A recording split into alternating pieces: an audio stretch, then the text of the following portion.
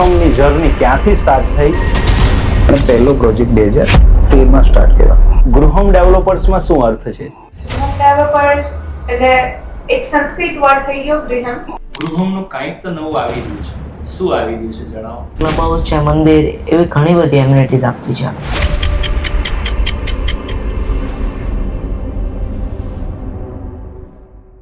जमीन को जो पहचान देते हैं, हर ख्वाब को मकान देते हैं, ऐसे ही खास लोग प्रवेश द्वार के મહેમાન બનતે हैं.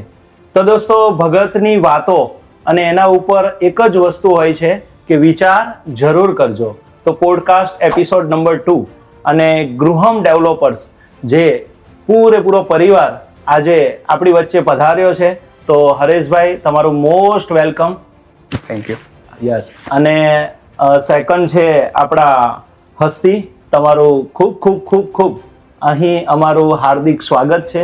અને આગમન ડોરમાં જ્યારે પ્રવેશ ડોર કર્યો છે મિસવાએ, તો મિસવા, તમને પણ ખૂબ ખૂબ અહીંયા આવવાનું હાર્દિક અભિનંદન. અને ખૂબ જડી ઉઠે એવા અમારા દીપ આવી પહોંચ્યા છે મોતીસરિયા પરિવારના, અને એ નામને પણ શોભાવશે. અને બીજું માહી. યસ. તો માહી 4 એવા મોતીસરિયા પરિવારના વ્યક્તિ જે આગામી સમયમાં કલ્ચરની સાથે સાથે બિઝનેસને કેવી રીતે આગળ ડેવલપ કરવાના છે અને ક્યાં લઈ જવાના છે એ આપણે જાણીશું. અને હરેશભાઈ, ગૃહમ આપણે રસ્તામાંથી નીકળીએ ને એટલે પોલીસવાળાના જ્યાં સલામતી માટેના ઊભા હોય ને ત્યાં ગૃહમ તો દેખાતું હોય. તો ત્યાંથી જ એક ગૃહમની ઓળખાણ છે. અને ગૃહમ એક અલગ જ નામ છે. ગૃહમ નામનું જ એક અલગ વ્યક્તિત્વ છે. તો હરેશભાઈ, સૌ પ્રથમ તમારાથી જાણીએ અમે કે ગૃહમની જર્ની ક્યાંથી સ્ટાર્ટ થઈ. એની પહેલાં તમારી જર્ની જાણીએ કે હરેશભાઈ મોતીસરિયા સુરતમાં ક્યારે આવ્યા અને કયા બિઝનેસથી એમને સુરતમાં પોતાના જર્નીની સ્ટાર્ટ કરી. 2004 સુધી અમે લોકો ભાવનગર હતા. 2004માં સુરત આવ્યા. 4થી લઈને 2010 સુધી અમે લોકો ડાયમંડમાં હતા, ટેક્સટાઇલમાં બી હતા. ઓકે. એન્ડ ધેન પછી અમે સાથે સાથે એ ટાઈમે લેન્ડ ટ્રેડિંગ કરતા હતા. પરંતુ 2011થી અમે ઓનલી લેન્ડ ડેવલપર પાસેથી લેન્ડો લીધી અને પહેલો પ્રોજેક્ટ 2013માં સ્ટાર્ટ કર્યો. અને 2013થી લઈને અત્યાર સુધીમાં કન્ટિન્યુ પ્રોજેક્ટો ચાલુ છે. ખાસ કરીને તમે બેરિકેડરની વાત કરી કે પોલીસના બેરિકેડર, આઈડિયા જે છે મુકેશભાઈનો છે, મોટા ભાઈનો. અને મુકેશભાઈનું ઓલવેઝ ગ્રાઉન્ડ ઉપર ખૂબ સારું વર્ક હોય છે અને એના બધા ક્રિએટિવ આઈડિયા હોય છે. અને જે આપણે વારંવાર દેખાય છે બેરિકેડર, એ મુકેશભાઈને આભારી છે. તો હસ્તી પાસે જાણીએ કે કેટલું સરસ નામ છે ગૃહમ. અને ગૃહમ નામનું બહુ જ ઉમદા એનો અર્થ થાય છે. તો તમારી પાસે જાણીએ કે ગૃહમ ડેવલપર્સમાં શું અર્થ છે? ગૃહમ ડેવલપર્સ એટલે એક સંસ્કૃત વર્ડ થઈ ગયો ગૃહમ, અને એનાથી આપણે ઘરની આઈડેન્ટિટી આપીએ છીએ. પછી ગૃહમ જોવા જઈએ તો અત્યારે ગૃહમને કઈ રીતે ઓળખવું, તો એના ટ્રસ્ટ, એની જે ક્વોલિટી ઓફ વર્ક છે, એના સર્વિસ છે, લોકોને જે સેટિસ્ફેક્શન મળે છે એનાથી, તો આ એક ગૃહમ એના પ્રેઝન્ટ કરે છે. યસ. ખૂબ સરસ કે દરેક કંપનીઓમાં એવું હોય કે નામ પછાડી બહુ જ મોટું મહત્ત્વ હોય. તમે અત્યારે પ્રવેશમાં બેઠા છો તો અમે દરવાજાથી જોડાયેલા છીએ, એટલે પ્રવેશ, આગમન, દ્વાર, આ બધા નામો સાથે અમે એકદમ કનેક્ટેડ છીએ. અને દિલથી એ બધા નામો જ્યારે આવતા હોય ત્યારે કસ્ટમરને એક અલગ ઓળખ ન આપવી પડે. તો ગૃહમ પણ એ જ નામ છે. આપણે 2035માં તમે વિઝન લોન્ચ કર્યું હતું 2035 માટેનું, અને એક એવો મોટો ગોલ જે ગૃહમને લઈ જવો છે. વિશ્વ પાસે આપણે જાણીએ કે 2035માં ગૃહમ ક્યાં? વિઝન છે કે મેક સસ્ટેબલ મોસ્ટ વેલ્યુએબલ કંપની હોય. તો 2035 સુધીમાં સૌથી વધારે કસ્ટમર સેટિસ્ફાઈંગ અને મોસ્ટ ટ્રસ્ટેબલ બ્રાન્ડ બનશે. ઓ ગુડ. તો આ તમારી કંપનીનું અને આપણા જે નેક્સ્ટ જનરેશન છે, આના પહેલાંનું જનરેશન છે, એનું આ વિઝન છે. ક્યાંક ને ક્યાંક ભેગા મળીને કરી રહ્યા છો. ખૂબ સરસ. દીપ પાસે આપણે જાણીએ કે 2035ના એક અલગ જ વ્યક્તિત્વ તમારું હશે, એ ચોક્કસ હશે. તો ગૃહમને અત્યારે લોકેટેડ સાઇઝમાં ક્યાં ક્યાં તમે જોઈ રહ્યા છો? સુરતના અલગ અલગ લોકેશનમાં છે. તો તો ક્યાં ક્યાં છે હમણાં, અને પછી આપણે 2035માં ક્યાં ક્યાં જોઈશું? અત્યારે તો આપણે નવસારીમાં છોવી, પછી માસમાં છે, પછી પાલ છે, અને પછી એમાં સરોની આપણે છે, એમ અલગ અલગ ઘણી બધી જગ્યાએ છે. 2035માં આખા ગુજરાતમાં અમદાવાદમાં છે, પછી મુંબઈમાં જે મેજોરિટી મેટ્રો સિટીઝ છે યસ, એ બધી સિટીઝમાં આપણે ગૃહને જઈએ. ખૂબ સરસ. અને અમે પ્રવેશ ડોર સ્પેશિયલ તમને શુભેચ્છા આપે છે કે આ બોલ્યા એના કરતાં પણ વધુ શહેરોમાં તમે પહોંચો અને ખૂબ નામના મેળવો. તો હરેશભાઈ, તમારી પાસે આવીએ કે કન્સ્ટ્રક્શન ઇન્ડસ્ટ્રીઝમાં વિશ્વાસ, ટ્રસ્ટ આ બહુ જ મોટી વસ્તુ છે. દરેકમાં જેમાં પોઝિશન આપવાની વાત હોય, મટીરિયલ દેવાની વાત હોય, કે કાંઈક ને કાંઈક નવા લોકેશન પર આપણે લોન્ચ કરવાની વાત હોય, તો ગૃહમ ટ્રસ્ટને ક્યાં, કેવી રીતે, કઈ રીતે અમલ કરે છે? એકચ્યુઅલી દરેક વ્યવહારમાં જે ટ્રસ્ટ હોય છે, આપણો વ્યવહાર જે છે ને, એવું નથી હોતું કે એક ખાલી પૈસાના વ્યવહારમાં ટ્રસ્ટ હોય. ઈચ એન્ડ એવરી જગ્યાએ ટ્રસ્ટ હોય. સપ્લાયર સાથેનો વ્યવહાર હોય, કોન્ટ્રાક્ટર સાથેનો વ્યવહાર હોય, કે પછી કન્સલ્ટન્ટો સાથે વ્યવહાર હોય, કસ્ટમરો સાથેનો વ્યવહાર હોય, એમ્પ્લોય સાથેનો વ્યવહાર હોય, જે બી ડાયરેક્ટ યા ઇનડાયરેક્ટ જે આપણી સાથે જોડાયેલા છે પાર્ટનરો, એ દરેક સાથેનો વ્યવહાર છે ને એ ત્યાં ટ્રસ્ટ. અને નોટ ઓનલી ટ્રસ્ટ, ઇવન આપણી ક્વોલિટી કેવી છે, આપણી સર્વિસ કેવી છે, આપણો માઇન્ડસેટ શું છે લોકોને આપવા પ્રત્યેનો.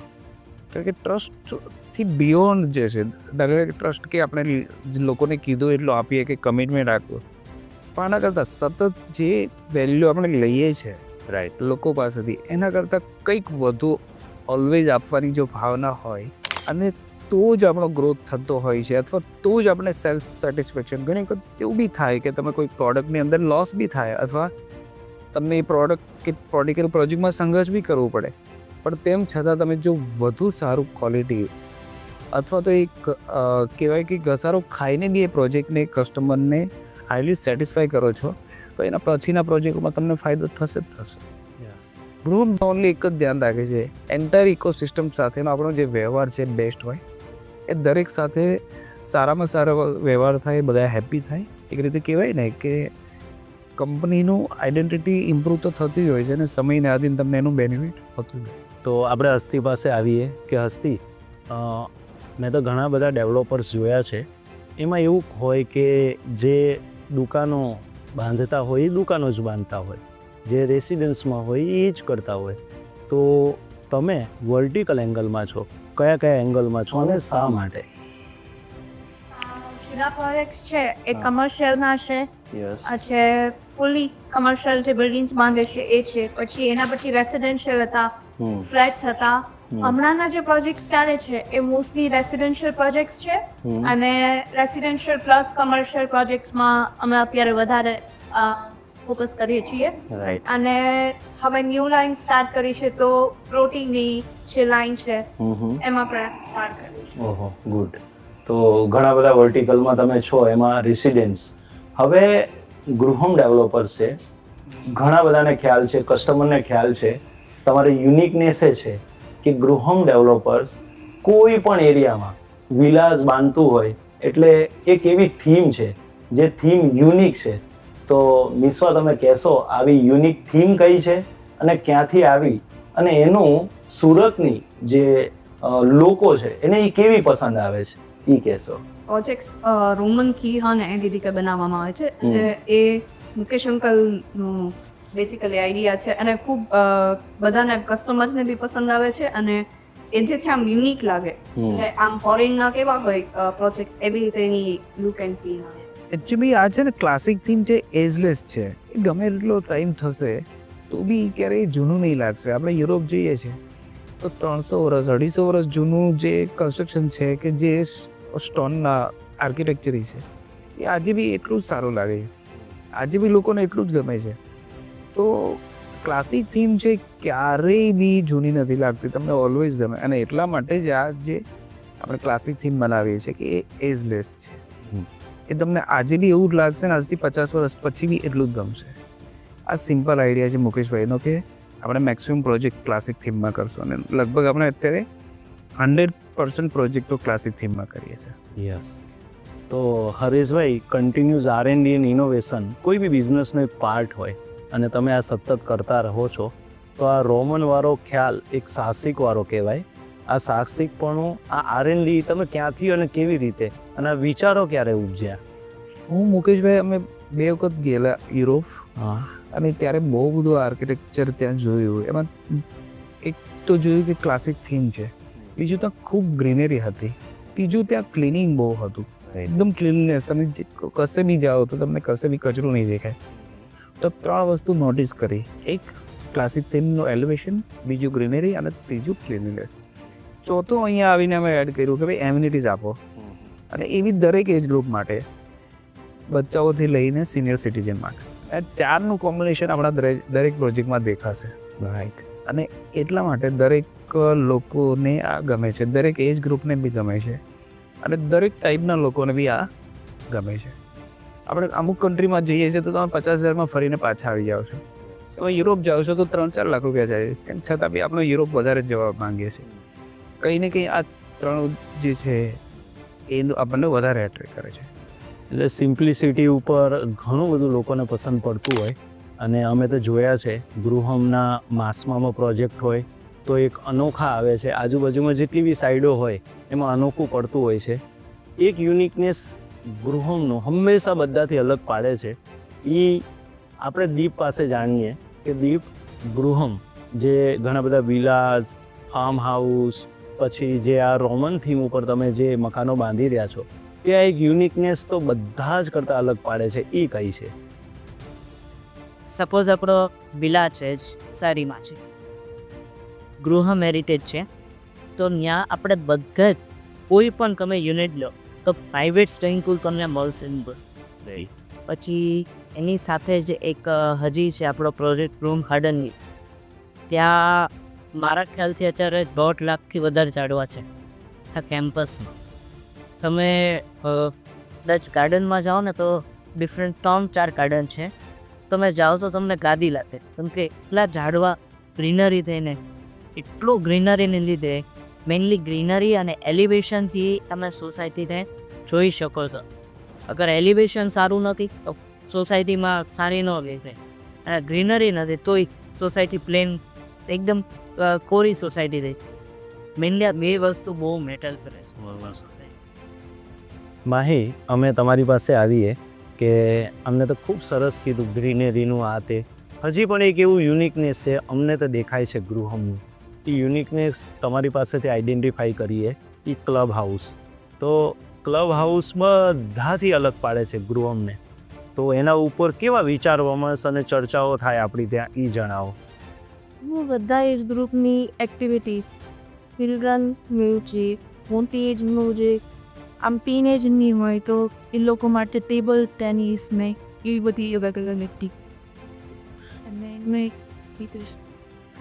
યસ, ખૂબ સરસ. અને આ ગૃહમની એક અલગ જ આઈડેન્ટિફાઈ છે કે ભાઈ બધાથી અલગ કાંઈ નોખું હોય તો એ ક્લબ હાઉસ, હરેશજી, તમારા આ જે બી પ્રોજેક્ટો હોય એમાં અલગ જ છે. મેં જોયા છે પોતે. અને અંદર તમારા હોમ થિયેટરથી લઈ અને ગેમ પાર્ટ જેટલા બી છે એ બધું યુનિક. મેં પહેલી વાર જોયું છે બધું ગૃહમની, જેટલા પણ સાઈડો ઉપર ગયો છું. તો હવે આપણે એ વાત ઉપર આવીએ. ગૃહમની એક સ્ટ્રેન્થ છે, અને હંમેશા કેવું હોય કે આપને તો પોતાને જે ખબર હોય પણ બહારથી બિલીવ કરતા હોય બધા, એ સ્ટ્રેન્થ છે સેલ્સ. અને સેલ્સ માટે હસ્તી કઈ રીતે કામો કરો છો? બહુ વર્ટિકલ એંગલમાં તમે કરી રહ્યા છો, અને સેલ્સ હંમેશા તમે એના ઉપર પાછળ પડ્યા જ રહો છો. ગૃહમ ડેવલપર્સમાં જે સેલ્સ ઉપર કામ થાય છે એ સુરતમાં અનોખું છે અને ફોર્સફુલી છે. કઈ રીતે મેનેજ કરો છો? જે રિયલ એસ્ટેટમાં જૂના જે ટાઈપથી બધું વર્ક ચાન્સ હતું એ બધું તો અત્યારે ચાલે જ છે, પણ એના સિવાય અત્યારે ટ્રેન્ડ ચાલે એવું છે કે ડિજિટલ પર ફોકસ કરીએ છીએ. અને ડિજિટલનો એરા એટલો વધે છે તો ડિજિટલના અલગ અલગ વેથી અમે અત્યારે માર્કેટિંગ ઉપર ફોકસ કરીએ છીએ, અને એનાથી અમારું સેલ્સ અત્યારે ચાલે. ખૂબ સરસ.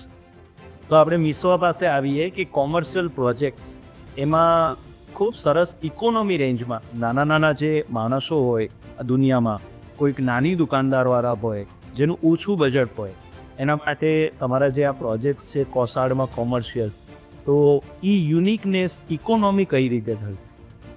એ જે પ્રોજેક્ટ્સ છે એ ન્યૂ ડેવલપિંગ એરિયામાં કરે છે કે જ્યાં સ્કોપ છે કે ફ્યુચરમાં સારું ડેવલપમેન્ટ થશે, તો એવા એરિયાઝ કરવાથી એ જે કોસ્ટ ઓફ પ્રોડક્શન છે એ ઓછું થાય છે, મતલબ લેન્ડ કોસ્ટ ઓછી થાય, પછી સાઇઝ નાની રાખવામાં આવે છે જેથી કોસ્ટ ઓફ પ્રોડક્શન ઘટે, તો જેનાથી જેમ તમે કહો છો કે નાની શોપવાળાને અફોર્ડેબલમાં જોતું હોય તો એના માટે એવી રીતે કરવામાં આવે છે પ્રોડક્શન.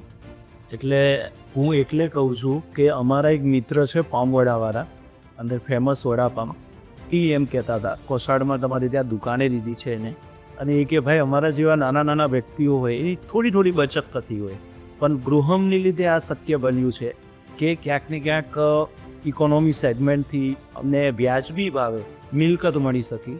એટલે તમે લોકોએ બહુ બધા લોકોના નાના લોકોના જે બચત યોજનાઓ હોય એને તમે સાકાર કરી છે. એટલે ખૂબ સરસ આ એક સેગમેન્ટમાં તમે ગયા છો અને આનું એક યુનિકનેસ છે ક્યાંક ને ક્યાંક લોકોને સ્પર્શી રહ્યું છે. એટલે તમારો જે પર્પઝ છે એ અહીંયા ક્લિયર થાય છે. તો હવે હું આવું આપણા દીપ પાસે. દીપ, આપણે ટ્રેન્ડ સેટર છીએ, ગૃહમ એ તો પાક્કું જ છે 108%. તો એ કેવી રીતે શક્ય બને છે? કેમ કે ઘણી વખતે એવું હોય કે માર્કેટમાં એવી ડિઝાઇન જ ન હોય, લોકોને જોતી હોય. હવે ઘણા લોકો પ્રોજેક્ટ્સ ઘણા આવે પણ તે ડિઝાઇન ઓવર મોડર્ન હોય, જે લોકોને થોડો ટાઈમ ગમે, જોવામાં ગમે, પણ તેને આમ એક ઓલા નજરમાં પછી સાચવીને એ બધી ન ગમે. આપણી જે આ ડિઝાઇન છે એકવાર ઘણી એક ટ્રેન્ડ બની જાય એટલે એ તો બેના આના જ કારણે કે ડિઝાઇન માર્કેટમાં નથી આવતી. તો હવે દીપને ક્યાંક ને ક્યાંક એઆઈથી કે ગૂગલથી એટલું તો મળતું હશે કે પપ્પાને મોટા પપ્પા રોમન થીમ લઈને આવ્યા, તો દીપ કઈ થીમ લાવવાના છે ફ્યુચરમાં સુરત માટે? કારણ કે લોકો ઉત્સુક હશે આ સાંભળવા માટે. કોઈક ને કોઈક દેશની તમે તો થીમ લાવવા માંગતા હશો, તો દીપ કેવો ટ્રેન્ડ સેટ કરવા માંગે છે, એની શું ઈચ્છા છે ભવિષ્ય માટે? આમ સિમ્પ્લિસિટી જેટલું સારું હોય તેટલું તો ઓબ્વિયસલી, અને બીજું કે જે આપણું કલ્ચર છે, આપણા કલ્ચરની જ અગર થીમ હોય તો સૌથી સારું, જે લોકોને ગમે. ઘણા લોકો એવા છે જે કલ્ચર માટે સમર્પિત છે. આપણે ઘણા લોકો હવે કલ્ચર ઓલમોસ્ટ ભૂલાય છે, પણ ઘણા લોકો એવા છે સમર્પિત છે, એ લોકો માટે એવી થીમ છે. એ બધી થીમો આપણે પણ દીપને એવું તો હશે ને, હું હવે યુરોપ કન્ટ્રીનું કલ્ચર, ત્યાંનું જે છે સિમ્પ્લિસિટી એ લાવશું, અમેરિકનનું લાવશું, ઓસ્ટ્રેલિયન લાવશું, એવું તો કાંઈક ને કાંઈક તો ગૂગલમાં તમે સર્ચ કરતા જ રહેતા હશો અને પપ્પાને સજેશન્સ આપતા હશો કે પપ્પા હવે આ દેશમાં જે મકાનો બાંધકામની જે બાંધણી છે એ બહુ સરસ છે. એવા કોઈ દેશોનો તો અનુભવ કયો? ડિઝાઇન તો નહીં, પણ ઘણા લોકોનું ડેવલપમેન્ટ અલગ અલગ હોય. ડિઝાઇન તો બધા જ દેશની અલગ અલગ હોય, ઘણા દેશની સેમ પણ હોય, પણ મોસ્ટલી અલગ અલગ હોય તેના કલ્ચર પ્રમાણે. પણ ઘણા ડિઝાઇન અલગ અલગ હોય બનાવટી. જાપાન છે તો જાપાનની ટેકનોલોજી એવી છે કે તે લોકો એક પીસ આવે, એ પીસને જોઈન્ટ કરીને એ લોકો ઘર બનાવે. એકચ્યુઅલ અલગ અલગ 3 પીસ હોય, એક જ લાકડો, પણ અલગ અલગ 3 પીસમાં કટિંગ કરવાનું, અને જેમ એ લોકો ભેગું કરીને ઉપરથી એક બોલ્ટ મારે એટલે એ 3 એકદમ પેક થઈ જાય, જેમ કોન્ક્રીટ હોય આપણે. એટલે ફાસ્ટ લેબર કોસ્ટ કટિંગ થાય અને ફાસ્ટ ડેવલપમેન્ટ કરીએ કાંઈ એમથી. ખૂબ સરસ. તો તમે જાપાનનું ક્યાંક ને ક્યાંક મગજમાં રાખો છો અને ત્યાંના થોડા ટ્રેન્ડ અને મકાનની સ્ટાઇલો અલગ છે એ આપણે જોતા હોઈએ છીએ. તો બસ સુરત એ જ ઈચ્છા ધરાવશે કે અલગ અલગ દેશોની જે સિમ્પ્લિસિટી છે એ સુરતમાં મળતી થાય, એટલે લોકોને કાંઈક ને કાંઈક નવું મળતું થાય. એટલે જ અમે કહીએ કે ગૃહમ ટ્રેન્ડ સેટર છે અને આ કન્ટિન્યુઅસ થઈ શકશે. એ કંઈક અમે એક વસ્તુ ઓર એડ થતી જોઈએ, જે છે યુઝેબિલિટી, કે લોકોને જેટલો બધું વધારે કમ્ફર્ટેબલ યુઝ કરવામાં પડે. કારણ કે એક વખત તમે જે કન્સ્ટ્રક્શન કરી નાખ, એક વખત તમે કંઈ સેટ કરી દીધું, એમ આવતા 50, 60, 70, 80 વર્ષ સુધી લોકોએ યુઝ કરવાનું છે. અને એક તકલીફ રોજ એક દિવસ દરમિયાન અવારનવાર એને ફેસ કરવાની છે.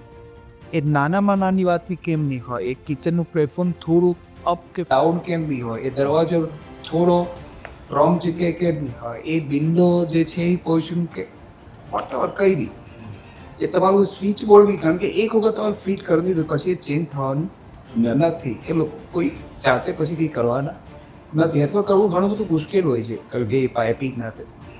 એટલે યુઝેબિલિટી ઉપર જો હવે કોઈ ફોકસ આપવું હોય તો યુઝેબિલિટી ઉપર આપવું જોઈએ. લોકોને એ બહુ સ્મૂથ યુઝ થઈ શકે, બધું બધું કમ્ફર્ટેબલ યુઝ થઈ શકે. એટલે કદાચ હવે જો વધારે ફોકસ આપવું હોય તો નહીં કે એલિવેશન કે એના ઉપર એ પાર્ટને તો, પણ હવે યુઝેબિલિટી ઉપર ફોકસ. જેમાં ચોકડીઓ થઈ ગઈ, કપડાં ધોવાનું, રસોડું થઈ ગયું, બેડરૂમો થઈ ગયા.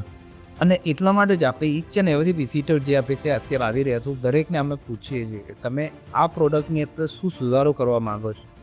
અને એ પ્રોજેક્ટ પૂરો થાય એના અંતે લગભગ આપણી પાસે 4,000 થી 5,000 સજેશન આવતા હોય છે. અને સજેશન જે છે એને રીડ કરીને એનાલિસિસ કરીને આપણે નેક્સ્ટ પ્રોજેક્ટમાં સુધારો કરી દીધા હોય છે. અને એટલા માટે જે બી પ્રોડક્ટ આવે છે એ પ્રોડક્ટનો નેક્સ્ટ પ્રોજેક્ટ એનું અપગ્રેડ વર્ઝન આવે, એનું નેક્સ્ટ એનું અપગ્રેડ વર્ઝન અને એનું એમ કરતાં કસ્ટમરના જે પેન એરિયા છે, જે એના પ્રોબ્લેમો છે એ મિનિમાઇઝ થતા જઈએ. તેમ છતાં કન્ટિન્યુ પ્રોસેસ છે, બહુ ફોકસપૂર્વક સતત કરતી. એટલે જેમ જેમ કહેવાય કે વર્ષો નીકળતા થાય, થોડો ટ્રેન્ડ અલગ થતો થાય, દુકાનની ડિમાન્ડ અલગ હોય, નીડ અલગ હોય. અમે પણ હરેશભાઈ પ્રવેશદૂરમાં કરીએ છીએ. અમારા કસ્ટમરને પૂછીએ કે અમે શું એવું કન્ટિન્યુ કરીએ, શું અમે નવું સ્ટાર્ટ કરીએ અને શું સ્ટોપ કરીએ. તો આવા કન્ટિન્યુઝ અમારી સેલ્સની ટીમ હોય, અમારા મુખ્ય લીડરો હોય, આ બધા કરતા જ હોય છે. અને મોટાભાગનું આપને કસ્ટમર રાઈટ વે આપતા હોય છે કે હવે પછી અમારી નીડ આ છે. અને કોઈ પણ બિઝનેસ તો જ આગળ વધે જો કસ્ટમરની નીડ પૂરી કરે. હરેશજી, બહુ જ બધા પ્રોજેક્ટ તમે કર્યા છે અને હજી કરતા જ રહેશો. બેસ્ટ એચિવમેન્ટ શું કહેશો તમે? ગૃહોમ બેસ્ટ અચીવમેન્ટની વ્યાખ્યા કરી એવું ડિગ્રીમેન્ટ છે. અલ્ટિમેટલી કસ્ટમરનો જે સેટિસ્ફેક્શન રેશિયો છે એ શું છે એ બહુ મેટર કરે. આપણી સાથે જે ઇકોસિસ્ટમમાં જે જોડાઈ છે એ કેટલું હેપી છે એ બહુ મેટર કરે. આપણી સાથે ડાયરેક્ટ કે ઇનડાયરેક્ટ જે બી જોડાયેલા છે એ લોકો જો હેપી છે તો ઓકે, એ હેપી નથી તો આપણો એચિવમેન્ટ કંઈ જ નથી. અમે લોકો દરેક ઇકોસિસ્ટમના દરેક લોકો પાસે ફીડબેક કરાવીએ છીએ કન્ટિન્યુ, કે એમને અમે વધારે એની સાથે જે બી વ્યવહાર થાય જો એમાં શું સુધારો કરી શકીએ, કે એ લોકોના માટે શું સુધારો કરી શકીએ. એકચ્યુઅલી કાઇઝન પ્રોસેસ છે, તો વર્ષોથી કરતો આવ્યો છે. અને વધુ ને વધુ હજી ફોકસપૂર્વક એને ઇમ્પ્રૂવ કરી શકીએ તો પ્રયત્ન રહી છે. એટલે જો કસ્ટમર અને ઇકોસિસ્ટમને સેટિસ્ફાઈ કરી શકીએ તો જ અમારા માટે, અને એ જ અમારા માટે સૌથી મોટું એચિવમેન્ટ છે. અને કન્ટિન્યુ એના ઉપર જ ફોકસ છે. તો એ ગવર્મેન્ટ તરફથી કે તમારા એસોસિએશન તરફથી ખૂબ સારું એચિવમેન્ટ છે તમારી પાસે. એ એચિવમેન્ટ મસ્તી તમે જણાવો, બાકી મને તો ખ્યાલ છે કે તમારું એચિવમેન્ટ કયું છે. તો ગૃહમ ડેવલપર્સને ઘણા બધા એવોર્ડ્સ મળ્યા છે એચિવમેન્ટના. તો આપણે જાણીએ કે કયા કયા ક્ષેત્રથી, મતલબમાં કે એ કહી શકાય કે બેસ્ટ એવોર્ડ મળ્યો હોય. ગૃહમને ઘણા બધા મળ્યા છે, તો એવા એવોર્ડોની આપણે અહીંયા વાતો કરીએ કે એ એવોર્ડો કયા. 2017 સમથિંગમાં, યર તો એક્ઝેક્ટ નથી યાદ, પણ ત્યારે ગૃહમ ગાર્ડન વેલી છે, વીકેન્ડ વિલાનો પ્રોજેક્ટ છે, એને બેસ્ટ વીકેન્ડ વિલાનો એવોર્ડ મળ્યો હતો. અને હા, મરોલી પાસે. અને અમદાવાદમાં બીજો છે, એને બી એક project of the year weekend વિલામાં જ તે એ ગૃહમ હેરિટેજને મળ્યો હતો રિયલ્ટી એવોર્ડ. આમ તો એમ કહેવાય કે અમારા માટે સૌથી મોટો એવોર્ડ છે અમારી ઇકોસિસ્ટમ જે અમને ફીડબેક આપે છે એ સૌથી મોટો એવોર્ડ છે. અમારી ઇકોસિસ્ટમના જે લોકો, ખાસ કરી કસ્ટમ સેટિસ્ફાઈડ જો થાય તો એક સૌથી મોટો બેસ્ટ એવોર્ડ છે. અમને અમારી ટીમ સાથે એવું કોર્ડિનેશન કરેલું છે, એવું એમને એક ડાયરેક્શન આપવું છે કે ઇચ એન્ડ એવરી કસ્ટમર જે છે એને સેટિસ્ફાઈ કરવાનું છે. ઘણી વખત એવું બને કે કોઈ એક જ કસ્ટમરને સેટિસ્ફાઈ કરવું ઇમ્પોસિબિલિટી જેવું હોય, પણ તેમ છતાં અમારો પ્રયત્ન એવો હોય કે જેને ભગવાન બી સેટિસ્ફાઈ નહીં કરી શકે એને બી આપણે સેટિસ્ફાઈ કરવાનું. કારણ કે ઘણી વખત લોકોનો કોઈનો સ્વભાવ એવો હોય, કોઈનું નેચર એવું હોય, એનું વ્યક્તિત્વ જેવું હોય, તો એને સેટિસ્ફાય કરવું બહુ ડિફિકલ્ટ હોય. પણ તેમ છતાં અમારી ટીમ સતત એની પાછળ લાગેલી હોય છે અને ફાઇનલી જે સેટિસ્ફેક્શન રેશિયો છે એ લગભગ 100% નથી હોય છે. યસ છે એવું, કેમ કે હું એટલું તો કહી શકું તમારું કે ગૃહમનું જે કરમલામાં હતું, આપણે લગભગ 900થી વધારે મકાનો બાંધ્યા હતા અને 10 લાખની આજુબાજુ કિંમત 9,91,000. યસ 9,91,000 અને એમાં ઘણા નાના નાના લોકોના સપનો પૂરા થયા હતા. અમારે ત્યાં એક મિસ્ત્રી કામ કરતા હતા, તો એ ત્યારે મને કહેતા હતા કે સાહેબ મારી પાસે થોડી બચત છે, હું શું કરું. મેં ગૃહમ ડેવલપરમાં મૂક્યા, ત્યાં ક્લોઝ થયું અને આજે એ ગર્વથી કે ભાઈ મારું ઘરનું ઘર છે. અને ત્યારે પાછી સબસિડીનો લાભ મળ્યો હતો, તો 2.5 લાખ રૂપિયા, હા 2-2.5 લાખનો એ ફાયદો થાય. તો આજે માણસને સુરતમાં 7-8 લાખ રૂપિયામાં આજથી 4 વર્ષ પહેલાં એ મકાનો મળતા હોય તો એ બેસ્ટ એચિવમેન્ટ. અને એનામાં લોનો થતી હોય તો ભાડા જેટલામાં તો એનું ઘરનું ઘર થઈ જાય. તો આવા ઘણા બધા લોકોના તમે સપના સાકાર કર્યા છે. તો આ જે એફોર્ડેબલ રેટમાં જે તમે લોકોએ આપ્યું છે એ ઘણા લોકોના સપના. બીજું, હું ઘણી બધી આપણી જ્યાં સાઈડ હતી કરમલા સાઈડ હરેશભાઈ, ત્યાં હું જતો તો તમારે ત્યાં બહુ સુંદર લખાણ લખેલા રહેતા કે સુરતથી આ જે 12 કિલોમીટર દૂર છે અને આનામાંથી આ વર્ષો પછી આટલું આવું થશે. એ તમારું બહુ યુનિકનેસ હતું હરેશભાઈ. એ તમારા અને જે વિચારો હશે તમારી ટીમના, એ તમે જે લખાણો લખ્યા હતા ને, એ લખાણો થોડા જાણવા માંગીશ. અત્યારે એક્ઝેક્ટ એ રાઈટ થયા છે. કયા લખાણો? તો કે ભાઈ કરમલા દૂર પડતું હતું, કરમલા ઓલપાડનો દૂર પડતો હતો અને ત્યાં તમારી ત્યાં મોટા મોટા બોર્ડો માર્યા હતા અને ક્લેરિટી આપતા હતા કસ્ટમરની. તો એ ક્યાંથી બધા આઈડિયા અને કયા કયા શબ્દો તમે પકડ્યા હતા અને અત્યારે એ સાચા થયા છે. હવે જે કુસારમાં સ્ટાર્ટ કર્યું ત્યારે કુસારમાં સ્ટાર્ટ કર્યું ત્યારે કતારગામથી બહુ નજીક હતું, તો બહુ રીતના બધું હતું. અને એ ટાઈમે લોકો કહેતા હતા દૂર પડે છે આ સુપ્રીમ સ્કૂલ. અને અમે એ ટાઈમે લગભગ સ્ટાર્ટ કર્યું 11.5-12 લાખમાં 2 BHK ફ્લેટ આપતા હતા. તો લગભગ 10 કસ્ટમર આવે તો 10માંથી 8 કસ્ટમરને એક જ વસ્તુ સમજાવવાની કે આ દૂર નથી. અથવા તો ઘણી વખત લોકો એવું કહેતા કે નજીકમાં આવાસ છે, તો બંનેની વચ્ચે 1-1.5 કિલોમીટરનો ગેપ હતો. કીધું ભાઈ આવાસ છે તો એની જગ્યાએ છે, શું વાંધો, પરંતુ આ બજેટમાં ઘર નહીં મળશે. એમ કરીને અમે જ્યારે એક વખત બધાને સમજાવી છે કે વાત એ લોકો કન્વિન્સ થયા, તો એ 7 મહિનામાં અમે 7 પ્રોજેક્ટ વેચ્યા. જાન્યુઆરી 14ના પહેલો પ્રોજેક્ટ લોન્ચ કરેલો અને ઓગસ્ટમાં રક્ષાબંધનના દિવસે અમે 8મો પ્રોજેક્ટ લોન્ચ કર્યો. એ ઘણી વખત લાઈક એ લોકોને દરેકને ખ્યાલ નહીં હોય, ફ્યુચર જોઈ નહીં શકે, કારણ કે એમાં એટલી એક્સપર્ટીઝ નથી, અમે ઇન્ડસ્ટ્રીમાં એટલા જોડાયેલા નથી. તો સમજાવીએ તો ફાયદો. આજે એ જ જગ્યા પર 2200, 2500, 3000 રૂપિયા સુધીના પ્રાઇઝો છે. અને ત્યાં અત્યારે એ ટાઈમે જ્યારે જઈએ તો ચારે બાજુ શેરડી નાખીએ કરો હતા, અત્યારે જઈએ તો ફોરવ્હીલ પાર્ક કરવાની કઈ જગ્યા નથી મળતી. એટલું ત્યાં રેસિડન્ટ સ્ટાર્ટ થયું છે. રાઈટ. અને આમ કરમલામાં જોતો તો ત્યાં આપણા સોસાયટીની જે બુકિંગ ઓફિસો રહેતી એની આગળ લખવામાં આવતી કે આજે તમને 12 કિલોમીટર લાગે છે, આવતીકાલે તમને 5 લાગશે, કેમ કે સિટી એટલું નજીક આવી ગયું હશે. અને ઘણા બધા યુનિક પોઈન્ટ્સો હું ત્યાં આવીને વાંચતો કે ભાઈ અમે શું ઇમ્પ્લિમેન્ટ કરી શકીએ. બીજું, તમે બધા બહુ જ નાના હશો, આજથી 7-8 વર્ષ પહેલાંની વાત છે હરેશભાઈ. દરેક 12માં તો 12માં આપણે એ જોતા હતા, હું જોતો હતો કે મુકેશભાઈ એમ કહેતા રાકેશભાઈ જમીને જવાનું છે. ઈચ એન્ડ એવરી કોઈ ટ્રકવાળો ખાલી કરવા આવ્યો હોય ને સ્ટીલ, તો એ તમે એને જમાડીને મૂકતા. અને મને ખ્યાલ છે 100 લોકો 150 લોકો ત્યાં જમતા. હરેશભાઈ, બિઝનેસ તો બધા જ કરતા હોય છે, પણ આ ક્યાંક ને ક્યાંક સ્પિરિચ્યુઅલ અને તમે લોકોને જમાડતા હતા. આ બધા વિચારો કઈ રીતે આવ્યા? અને બહુ જ લોકોને તમે રોજ ભંડારો થતો હતો બપોરે સાંજે. પહેલેથી મુકેશભાઈ અને કેદારભાઈ છે એવું માનતા કે અહીંયા આપણે એક પરમાનન્ટ કિચન ચાલુ રાખ, જે બી લોકો આવે એ જમીને જાય. અને એટલા માટે એક કન્ટિન્યુ, જ્યાં ખાસ કરીને ઓલપાડ સાઇડ રોડ પર જે કંઈક પ્રોજેક્ટો હતા ત્યારે એક કિચન ચાલુ રહે. તો જેવી લોકો આવે તો કોઈ એવા ટાઈમે આવ્યું છે તો બધા ત્યાં જમી શકે. અને લોકો જ્યારે દૂર આવતા હોય ત્યારે કંઈ ને કંઈ એ પ્લાન કરીને નહીં આવે. તો આવા પર્પઝથી આપણે જમવાની વ્યવસ્થા ત્યાં રાખતા અને લોકોનું હેલ્પફુલ થતું. નિલેશભાઈ, એક 2015-16ની આજુબાજુ જ્યારે તમે કરમલા ઉલ્પા રોડ પર કરતા, બે લોકોના પ્રશ્ન રહેતા. એક કસ્ટમરના અને બિલ્ડર ઉદ્યોગમાં એ પ્રશ્ન રહેતા કે ઓલપા રોડ ઉપર 3-4 સાઈડ ભીગી. અમને પણ વિચાર આવતા, કેમ કે જનરલી બધા એવું કરતા હોય, એક સાઈડ ચાલુ કરે, એને સલાઉડ કરે, બીજી કરે.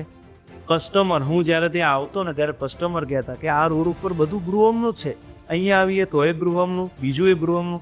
તો આ એક બહુ મોટું સાહસ છે. હરેશભાઈ, ત્યારે શું તમારું મેનેજમેન્ટ અને તમે એવું શું જજમેન્ટ લીધું? 4 સાઈડો એક જ રોડ ઉપર 2 કિલોમીટરના અંતરે પાછું ગૃહ, 3 કિલોમીટરમાં પાછું ગૃહ, અને તમે સારી રીતે સેલ આઉટે કરી દે. કતારગામમાં એ ટાઈમે લગભગ 80,000-85,000નો મિનિમમ ભાવ હતો. અને બ્રિજ બનતાની સાથે એ જે થતું હતું દૂર, એ લગભગ 7-8 કિલોમીટર થતું. અને ક્યારેય એ 8 થી 10,000 રૂપિયાની કોસ્ટનો માલ. એટલે 10%માં 10 કિલોમીટર 8 કિલોમીટરમાં જે આ પ્રાઇસો હતી, એટલે એ ટાઈમે અમે લોકોએ તે ડોનેટ 2700 યુનિટ લોન્ચ કરેલા. અને 2700 યુનિટ જે લોન્ચ કર્યા એનો ગાળો લગભગ 6 મહિના હતો ટોટલ, આઈ થિંક. અને એનું જે સેલ થયું હતું એનો ટોટલ સમય હતો 2.5 વર્ષ સમજી. એટલે એવરી મંથ અમે લગભગ 80 થી 100 યુનિટની એવરેજ હતી સેલ. અને ખરેખર એ ટાઈમે કોઈને બહારથી તો લાગે કે ઘણું સારું સેલ છે, અમને પોતાને બી એવું લાગતું કે એ જે સેલ કર્યું હતું એ ખૂબ સારો, ખૂબ ફાસ્ટ, અને એની આજથી 10 વર્ષ પહેલાં એટલે બહુ સારું, બહુ ફાસ્ટ સેલ થયેલું. એક મકાનો અને પ્લોટ બંનેનું કોમ્બિનેશન હતું. લગભગ 1500 થી 1700 મકાન વેચેલા અને 700 થી 800 સમથિંગ પ્લોટ. ટોટલ 2700 યુનિટ 2.5 વર્ષથી 3.25 વર્ષમાં સોલ્ડ આઉટ. જાણીએ કે સારોલીમાં ખૂબ સરસ ગૃહમનું કાંઈક તો નવું આવી રહ્યું છે. શું આવી રહ્યું છે જણાવો. એ પ્રોજેક્ટ આપણો ગૃહમ લાઈફસ્ટાઈલ. એ પ્રોજેક્ટમાં આપણે જે સુરત અને ઓલપાડ હાઈવે છે તેની કનેક્ટિવિટી અને જે રિંગ રોડ આપણો છે તેની બંનેની કનેક્ટિવિટી પ્રોજેક્ટ સિંગલ પ્રોજેક્ટમાં છે. અને જે એસએમસી એરિયામાં એટલી બધી સારી એમ્યુનિટીઝ આપણે આપવી છે. એમાં ઘણી બધી એમ્યુનિટીઝ છે, અલગ અલગ ક્લબ હાઉસ છે, મંદિર, એવી ઘણી બધી એમ્યુનિટીઝ આપવી છે. સરસ. હવે મિસવા પાસે જઈએ. કેટલા વ્યક્તિઓ સેલ્સના ઓપરેશનમાં, કેટલા વ્યક્તિઓ પ્રોડક્શનના ઓપરેશનમાં અત્યારે આપણા ગૃહમાં છે?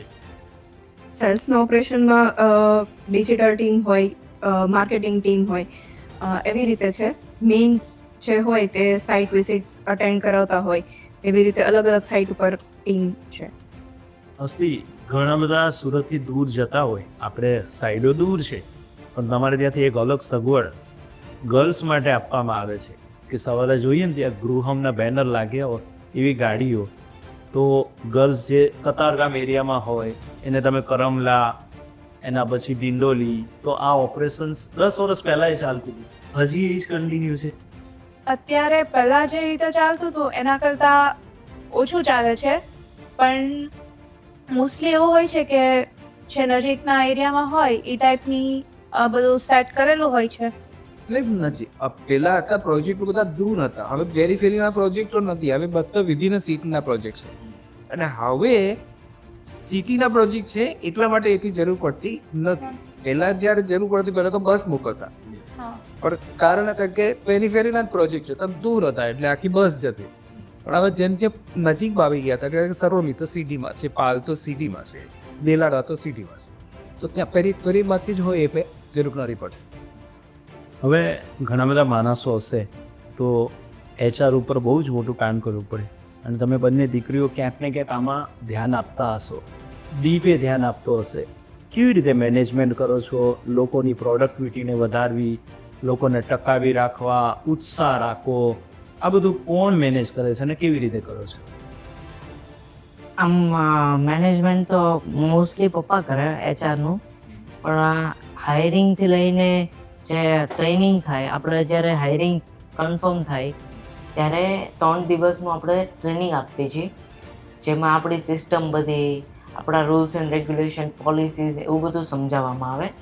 પછી જે પણ સપોઝ સેલ્સની ટીમ હોય તો કઈ સાઇટ ઉપર જવાનું છે તેને બધી ડિટેલ્સ હોય, આ બધું સમજે છે. એટલે એક હાયરિંગ તો નાનો સ્ટેપ છે. જ્યારે તમે હાયર કરી લો પછી મેઇન સ્ટેપ આવે કે સંભાળી રાખવા અને એક તમારે સાચવી રાખવા, ખુશ રાખવા. તો એની માટે ઘણા બધા ઇવેન્ટ, સેટરડે હોય તો કોઈ નાની મોટી ગેમ્સ થતી હોય, એવા અલગ અલગ નાના મોટા વસ્તુ હોય જેનાથી આપણા એમ્પ્લોઈઝ ખુશ રહે, એ વસ્તુ કરવામાં આવે છે. એચઆરના પોઈન્ટ ઉપર હેપીનેસ આવે છે અને હેપીનેસ ક્યાંક ને ક્યાંક ગૃહોમાં દેખાય છે, એટલે તો પ્રોડક્ટિવિટી આવતી હોય. સુરતમાં નહીં, આમ જોવા જઈએ તો ઓલ ઓવર ઇન્ડિયા જે છે કન્ટિન્યુ ગ્રોઈંગ છે. કારણ કે આપણું અર્બનાઇઝેશન છે હજી લગભગ 34% સમથિંગ છે, અને બાકી જે ડેવલપ કન્ટ્રી છે એનું બધાનું 70% ની નજીક છે, અને આપણું અર્બનાઇઝેશન 34, એટલે કે લગભગ 35% નો બીજો 6% નો ગેપ છે. બીજું, ઓલરેડી 150 કરોડની આબાદીનું કન્ટ્રી છે, એટલે 50% પોપ્યુલેશન હજી અર્બનમાં આવવાનું છે. એટલે સિટી જે છે કન્ટિન્યુ ખૂબ ગ્રો થવાના છે એવું કહેવાય. અને ખાસ કરીને સુરતની હિસ્ટ્રી જો થોડી શોર્ટમાં કહીએ તો 1960માં પોપ્યુલેશન આપણું 3 લાખની નીચે હતું, લગભગ 2 લાખ એકડો છે. એ જ 1980માં 8,70,000 સમથિંગ હતું, 9 લાખની આસપાસ. એ જ પોપ્યુલેશન 2000માં 27 લાખ સમથિંગ હતું, અને હાલમાં છે 84 લાખ સમથિંગ. અને એ જ્યારે 2020 આસપાસ લગભગ 74 લાખ સમથિંગ હતું. એટલે એવું કહેવાય કે જો આને આ ફિગરને જોઈએ તો દર 20 વર્ષે પોપ્યુલેશન 3 ગણું થાય છે. 3 લાખમાંથી 9, 9માંથી 27, 27માંથી 74. અને અગેન કદાચ આપણે આવતા 20 વર્ષમાં, એટલે કે 2040 આસપાસ, અગેન આ પોપ્યુલેશનને 2040 સુધીમાં આપણે લગભગ 2 કરોડની નજીક જોઈશું. અને જો 2 કરોડની નજીક આ પોપ્યુલેશન પહોંચશે તો આપણે જે જોઈએ છે સિટી એ કદાચ કંઈક અલગ સિનારીઓ હશે. નોટ પહોંચશે, 1000% પહોંચવાનું છે, કદાચ થોડું મોડું પહોંચે એવું બને, પણ આ પોપ્યુલેશન થવાનું છે તો ફાઇનલ છે. કારણ કે આજે ગામડાઓમાં કોઈને હવે રહેવું, લોકોને સિટીમાં આવવું છે. કારણ કે ત્યાં એજ્યુકેશનની તકલીફો છે, બીજું કે સિટીની લાઈફસ્ટાઈલ લોકોને જીવી છે. સિટીમાં એક અલગ ઓપોર્ચ્યુનિટી છે જે ગામડામાં નથી દેખાતી. આજે દરેક ગામડા તમે જુઓ તો, ગુજરાતના જ આપણા ગામડાઓ જે બધા જુઓ તો ત્યાં કોઈ યંગ જનરેશન છે જ નહીં, અને આવતા 20 વર્ષમાં શું પરિસ્થિતિ હશે. એટલે એક સમય આપણે જોઈશું કે જે ગામડાઓ છે લગભગ ઓલમોસ્ટ ખાલીની નજીક હશે, અને સિટી જે છે એ તમારા ડબલ ટ્રિપલ થતા જશે. અને એટલા માટે રિયલ એસ્ટેટ છે એનું ફ્યુચર બ્રાઇટ છે, નોટ બ્રાઇટ છે, ખૂબ ગ્રો થવાનું છે. અને એમાં બી જે લોકોની પ્રોડક્ટ સારી હશે, જે કંપનીઓનો માઇન્ડસેટ સારો હશે, જે કંપનીઓ કસ્ટમરને બરાબર દિલથી સાંભળે છે અને એ હિસાબથી કન્ટિન્યુ સુધારા કરે છે, એ લોકોનો ગ્રોથ તો અનલિમિટેડ થવાનો છે. જેની આજે કદાચ કેવો બી એક પોઈન્ટ એડ કરવા જેવું લાગે છે કે સુરતમાં નહીં પણ દરેક જગ્યાએ આજે જે ઘરમાં આપણે રહીએ છીએ એ ઘરમાં આજે કન્ટિન્યુ 20-25 વર્ષ પછીથી નથી રહેવું. એટલે કે દરેકને આજે કપડાની જેમ કન્ટિન્યુ ઘર બી અપગ્રેડ જોઈએ છે. એટલે કે જવેલરીની જેમ કે કન્ટિન્યુ નવું ઘર જોઈએ છે. નાનું ઘરમાં રહી છે અને મોટા ઘરમાં જવું છે, ફ્લેટમાં રહી છે તો એને વિલામાં જવું છે. એટલે કે સતત લોકો જે છે જે પ્રમાણે એની ફાઇનાન્શિયલ કેપેબિલિટી જે છે ઇમ્પ્રૂવ થાય એ પ્રમાણે ઘર અપગ્રેડ કરે છે. એટલે દર 20-30 વર્ષે કદાચ જે જૂના ઘરો છે એમાંથી લોકોને નવા ઘર અપગ્રેડ કરવા છે. જૂના ઘરો ઘણી વખત ખાલી પડ્યા રહી છે, પણ તેમ છતાં લોકોને નવા ઘરમાં રહેવું છે. અને એટલા માટે દરેક લેવલે, દરેક એંગલે તમે જુઓ તો રિયલ એસ્ટેટ ઇન્ડસ્ટ્રી છે એનું ફ્યુચર ખૂબ બ્રાઇટ છે. વાત આવે કે કસ્ટમરને સાંભળીને એના હિસાબથી પ્રોડક્ટ આપે. તો ગૃહમ ડેવલપર્સ અને ગૃહમ ડેવલપર્સમાં પૂરી ટીમ આવી છે, અને અમને એ લાગે છે કે કોઈ ભણતું હશે, ઘરે રહેતું હશે, ખાવાનું બનાવતું હશે, તો આ બધી હરેશભાઈ તમારા બાળકો, અને આ બાળકો પાસે અમે જાણવા માંગીએ છીએ કે ઘણું બધું નોલેજ એમને પ્રેક્ટિકલ આવી ગયું છે, જે ગૃહમ અત્યારે રાઈટ નાઉ કરી રહ્યું છે. જનરલી એવું થતું હોય કે બાળકો અત્યારે આ ઉંમરમાં ભણતા હોય એટલે હંમેશા પેરેન્ટ્સ એમ કહેતા હોય કે બેટા તું ભણવામાં ધ્યાન દે, પછી મોટો થઈશ ને ત્યારે તું બિઝનેસમાં આવીશ. આવું જનરલી થતું હોય, પણ તમારા આ બાળકોને ગૃહમ વિશે અણીથી પણીનું બધું જ ખબર છે. આ કઈ રીતે શક્ય બને છે? આ તો ભણતા હશે અને ગૃહમનું ઘણું બધું ખબર છે, તો હરેશભાઈ આ કઈ રીતે? તો એટલા માટે છે કારણ કે બધા ઓફિસે આવે છે અને ઓફિસે આવીને સ્ટડી કરે છે. જેમ કે દીપ છે, છેલ્લા 5 વર્ષથી ઓફિસ આવે છે, ઓફિસ સ્ટડી કરે છે. વિશ્વા છે, લગભગ છેલ્લા 2.5-3 વર્ષથી આવે છે અને ત્યાં સ્ટડી કરે છે, એઝ વેલ એઝ પ્રેક્ટિકલ કરે છે. હસ્તી છેલ્લા 1.5-2 વર્ષથી અને અગેન માહી છે, એ બી છેલ્લા 1.5-2 વર્ષથી આવે છે. કન્સેપ્ટ એવો છે કે એ લોકો વર્ક પ્લેસ પર આવીને ભણે. ત્યાં ટીચરો છે 4-5, એ લોકો એમને દરેક સબ્જેક્ટ શીખવે છે, દરેક એક્ઝામો એ લોકો આપે છે. પણ સાથે સાથે જે ફ્રી ટાઈમ છે એ ફ્રી ટાઈમમાં એ લોકો દરેક કામ જે છે એને જોવે છે, સમજે છે, કરે છે. હસ્તી અને મિશિપા જે છે એ મેક્સિમમ વર્ક કરે છે અને એના વચ્ચેના ટાઈમમાં એ લોકો સ્ટડી કરી લે છે. જ્યારે દીપ અને માહી બંને જે છે મેક્સિમમ ટાઈમ સ્ટડી કરે છે ને ફ્રી ટાઈમમાં એ લોકો બાકીના કામને સમજે છે, દરેક ડિપાર્ટમેન્ટમાં જાય છે. પણ એનાથી એ લોકોની જે સમજ છે એ બહુ ફાસ્ટ ઇમ્પ્રૂવ થાય છે. એ લોકો કામને બહુ સારી રીતે સમજે છે કે આખું બિઝનેસ રન કેવી રીતે થાય છે, શું છે, લોકો સાથે એનો વ્યવહાર કેવી રીતે થાય છે. એનામાં બાય ડિફોલ્ટ એક લોકો સાથેનું વર્તન જે છે, બિહેવિયર છે, વિનમ્રતા છે, બધું બહુ સારું ડેવલપ થયું છે. લોકો બી નોટિસ કરે છે, હું બી નોટિસ કરું છું. અને વિશ્વા અને હસ્તીના કેસમાં એવું થાય કે એ લોકો કન્ટિન્યુ, વિશ્વા કેતનભાઈ સાથે ફૂલ ટાઈમ રહે છે, હસ્તી મારી સાથે ફૂલ ટાઈમ રહે છે. તો એ લોકો બિઝનેસને બહુ ઝડપથી સમજી શકશે કે એકચ્યુઅલ બિઝનેસ રન કેવી રીતે થાય. ક્લાસરૂમની અંદર જે બિઝનેસ વિશે જે શીખવાય છે એની જરૂર છે, પરંતુ એકચ્યુઅલમાં જે બિઝનેસ રન થાય છે એની બેની વચ્ચે ખૂબ ડિફરન્ટ છે, હ્યુજ ડિફરન્ટ છે. કારણ કે એક એક્સેલ શીટની અંદર બિઝનેસનો રિપોર્ટ બનાવવાનો અને એકચ્યુઅલ એક્ઝિક્યુશન કરવું એ બંને બિલકુલ ડિફરન્ટ છે. બિઝનેસ છે એ એના સિવાય પ્રેઝન્ટેશન, પીપીટી, એના સિવાય લોકો સાથે તમારો વ્યવહાર કેવો છે, લોકો સાથેનો તમારો વ્યવહાર છે એ બહુ મેટર કરે છે.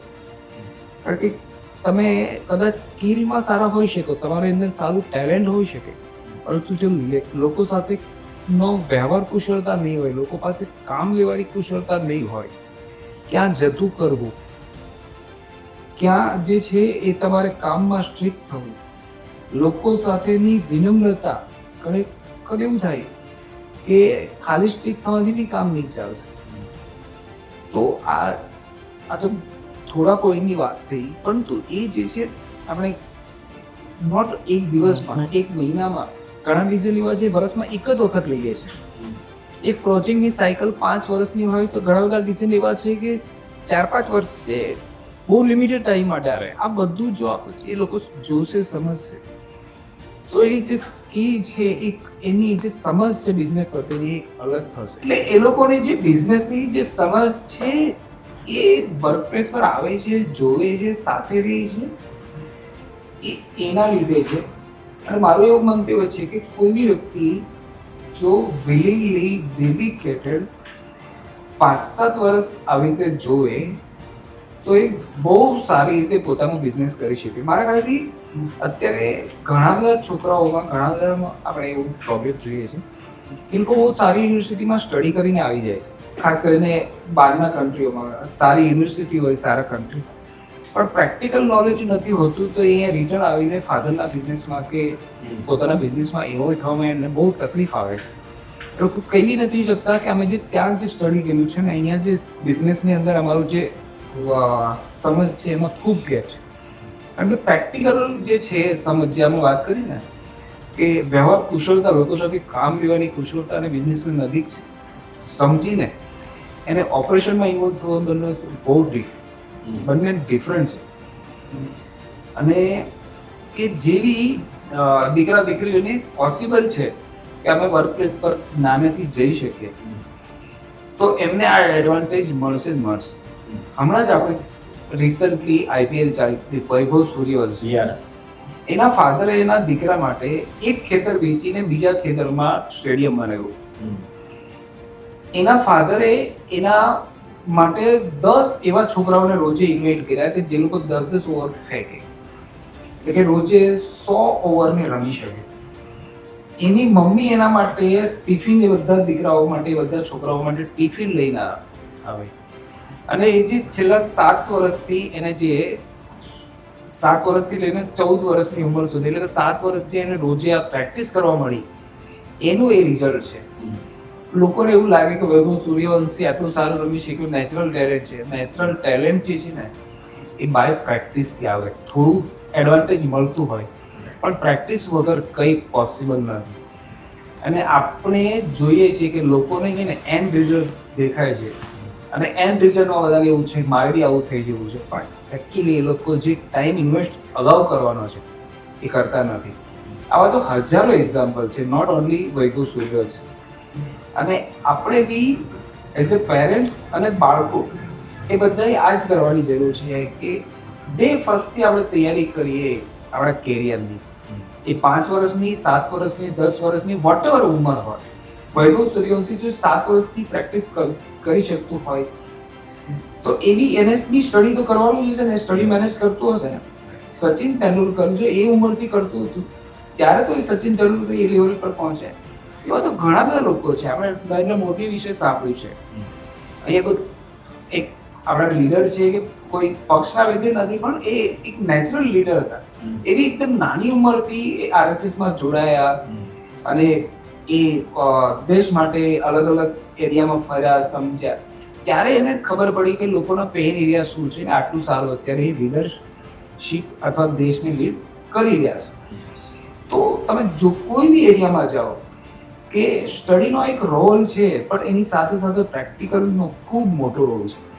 પ્રમુખ સ્વામી મહારાજ બહુ ઓછું ભણેલા હતા, કદાચ 5-7 ધોરણ સુધી સ્ટડી કરેલું, પરંતુ બહુ સારા લીડર હતા. અને એવા તમે અનલિમિટ નામ છે કે જે આપણે આવા લઈ શકીએ કે જે લોકો બહુ સારા લીડર હતા. અને આ જ વસ્તુ આપણે બી આપણા સેકન્ડ જનરેશનમાં કરવાની જરૂર છે કે એ લોકો સ્ટાર્ટથી, મતલબ એકદમ બાળપણની એની જે એક સમજણની ઉંમર સ્ટાર્ટ થાય ત્યારથી જ એ લોકો બિઝનેસમાં કે પોતાની કેરિયર માટે સિરિયસ થાય. અધરવાઇઝ એક ટાઈમ પછી એ લોકોની અંદર એક સિસ્ટમ કે બિલીફ જે છે એની અંદર એન્ગેજ કરવામાં ડિફિકલ્ટી બી ફેસ થાય છે, કારણ કે બહુ બધી બીજી લેયરો એમની અંદર પડી ગઈ હોય છે. એટલે સ્ટાર્ટિંગથી એક બિઝનેસ માઇન્ડસેટ ડેવલપ કરવો ખૂબ જરૂરી છે. કારણ કે છેલ્લે તો એમને બી દરેકને ઈચ્છા છે કે અમે બી એક સારું લીડર બનીએ, અમે બી એક સારો મોટો બિઝનેસ કરીએ.